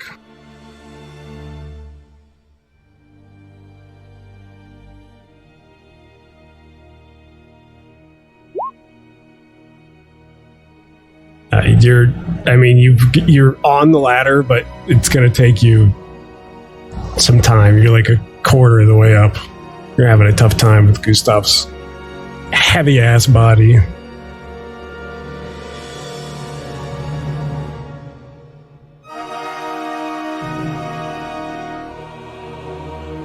Okay.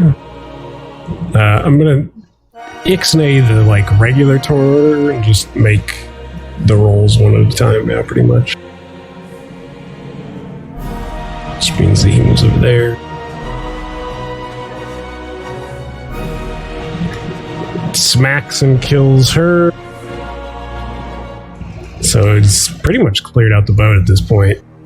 How good is Owain at sailing a ship entirely self away? Not very good. Cinder, make me another climb check, my friend. Jesus. All right, you're about halfway up this ladder. You're really struggling, just trying to get up there.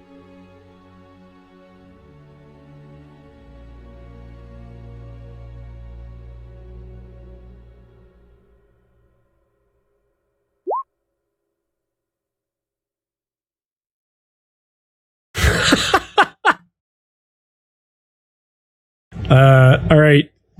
Let's see.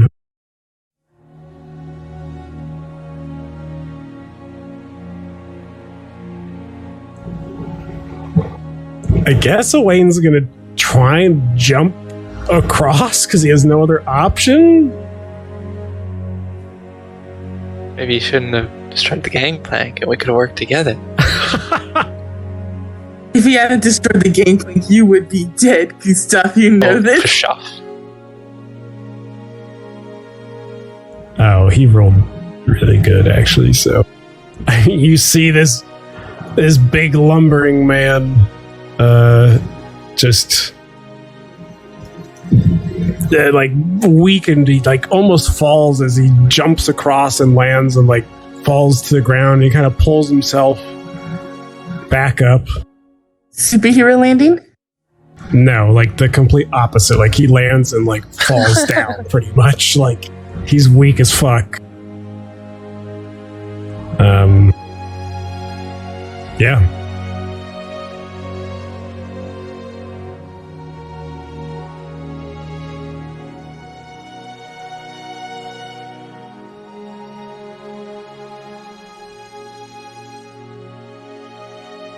Okay.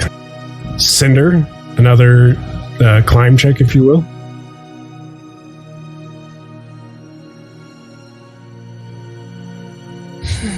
Another one. Hey!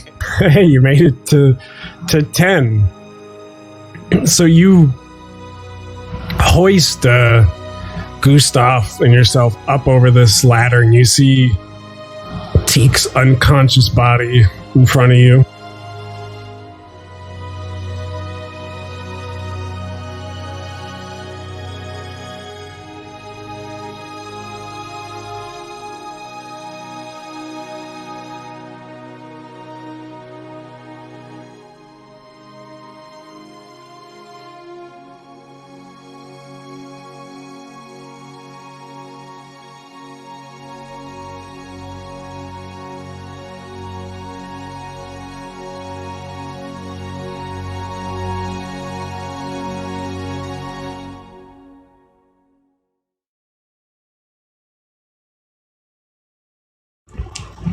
He gonna discover Susanna's body, right? Okay.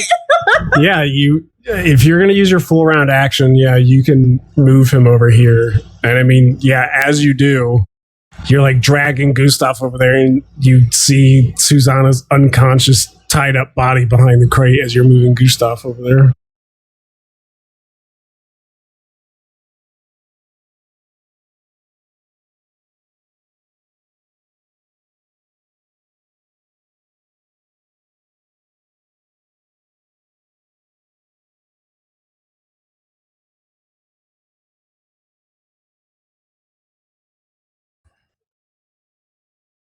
And Okay. after that, you build a raft out of us and ride us to freedom. Owain murders one of these people and then moves in. So that'll be his turn.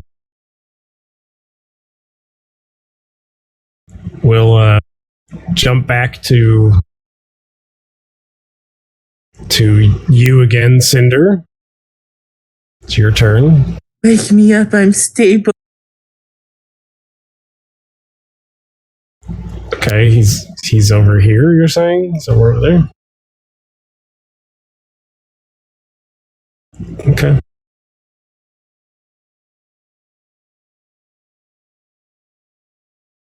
Sure, it's going to be your full round to get her back there, but... Okay, so you stack Teacup in there too, so there's 3 unconscious bodies over here. Sure. As much as you can hide someone behind a crate.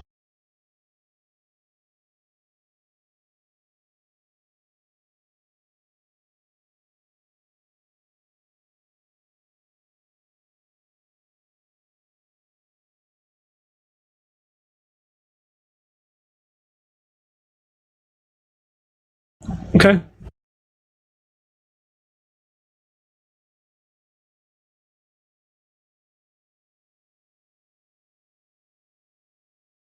Wow. Sad. You see... No. Well, you're not there yet, I guess. Where are you right now? You snuck around those stairs? Okay, you see Owain super weak. He's like bleeding out. He can like barely hold up his weapon. And he's moving slow and sluggish. He like swings his mace and doesn't connect with either one of these people. And they have swords out and they're just not ready to. I mean, he's fighting them off, but he's weak. I'll say it's your turn at this point.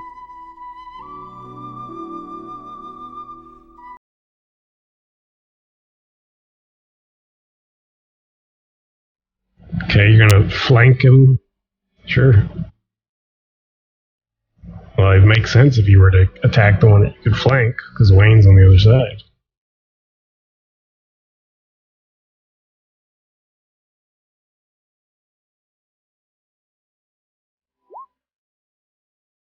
Jesus. You come up with your sword and slash, but the guy kind of hears your footsteps on the stone cobble and manages to avoid your attack.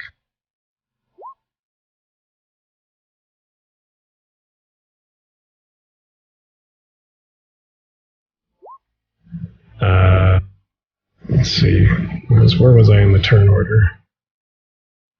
Trying to clean it up. It's just Cinder. Okay, that means it's her turn.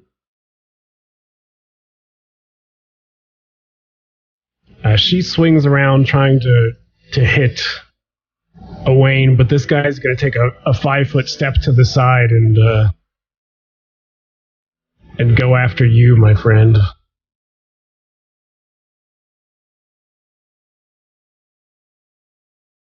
But he is wide with his sword. Missing pretty badly. Teak, if you want to continue, see if you get a nat 20. Nice. Oh. Doesn't Thank matter. goodness You're I'm already stable. Yeah. Gustav, I'll give you the same option since Like just a flat d20, not like a death save. yeah, just a flat d20. Okay.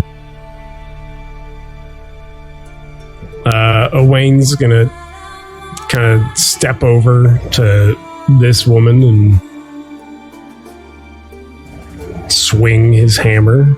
And unfortunately, geez, he is just beaten down. Misses again. Cinder, it's your turn.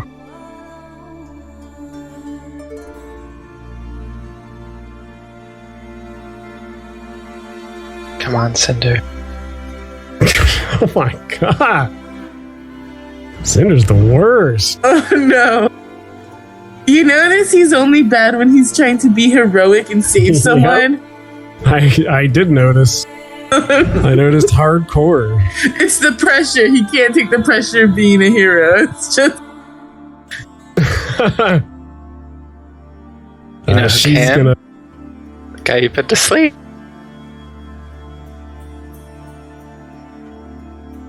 That doesn't matter, unfortunately. She pulls out her sword and slashes past Owain's shield, bringing him down to the very cusp of life itself. He's beaten up. This other guy's going to move to your rear in an attempt to get a flank bonus here. Nah, because I just moved him because he'll move around. Yeah. He misses though, unfortunately for him. Which brings it back around to Owain's turn. I guess you're now flanking this woman. Wow, His first attack still misses because he's rolling a lot of ones all of a sudden. But his second attack comes in and connects, and you see this hammer just smash into her ribs and just essentially like crush her. It's your turn. There's just one enemy left.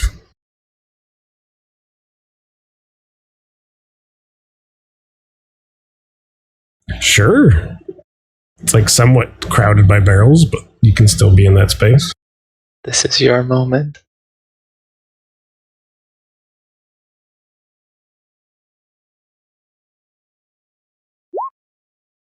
Nice. Very nice.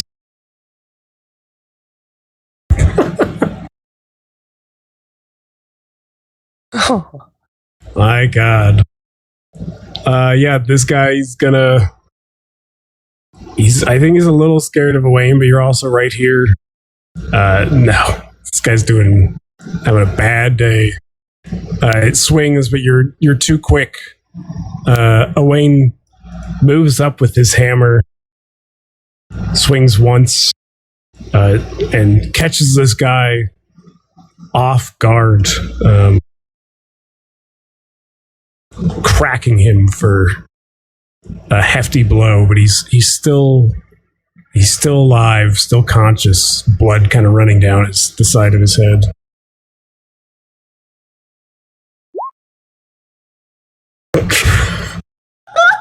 Oh no.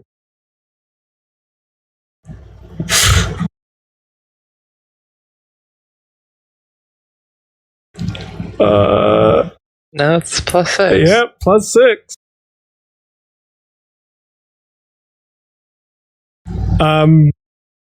This guy gets his opportunity and he takes advantage of it. Just barely landing a hit on you with his sword, Cinder. You take 4 points of slashing damage as he slashes across your arm. Are you kidding me? God, I swear to fucking God. It's up to Wayne.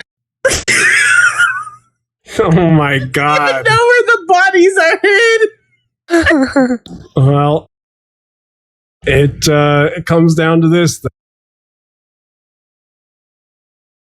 All right, lucky for you all, Wayne has 2 attacks since he's already next to him. And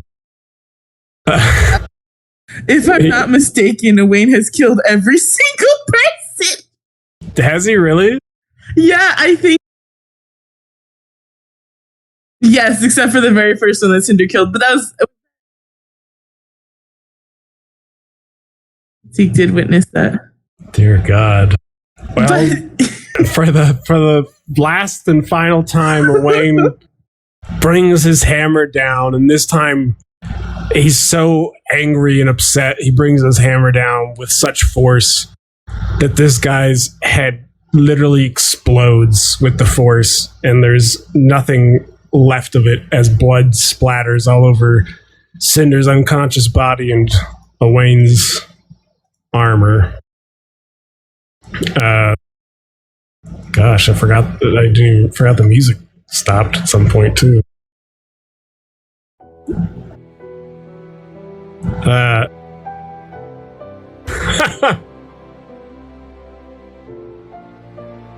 Wayne falls to one knee, battered and beaten, and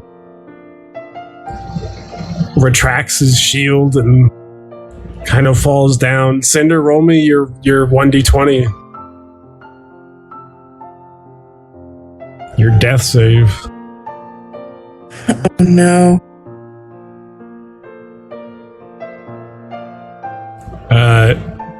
It's not a 5e sheet, so I don't think there's a death save thing. I don't think there is. Okay. Yeah, just roll them all out, I guess. Let me know what happens. Alright, He's stable. you stabilize. Yeah. Wayne falls down, battered and beaten.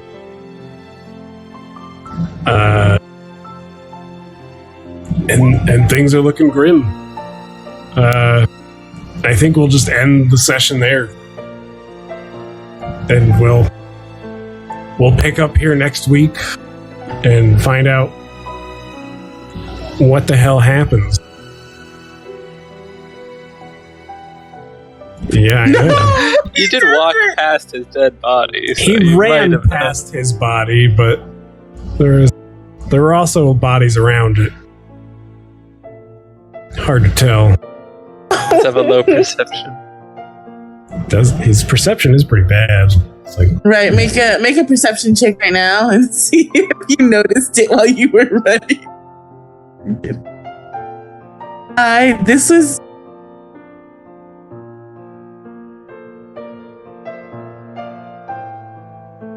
was rough, yeah.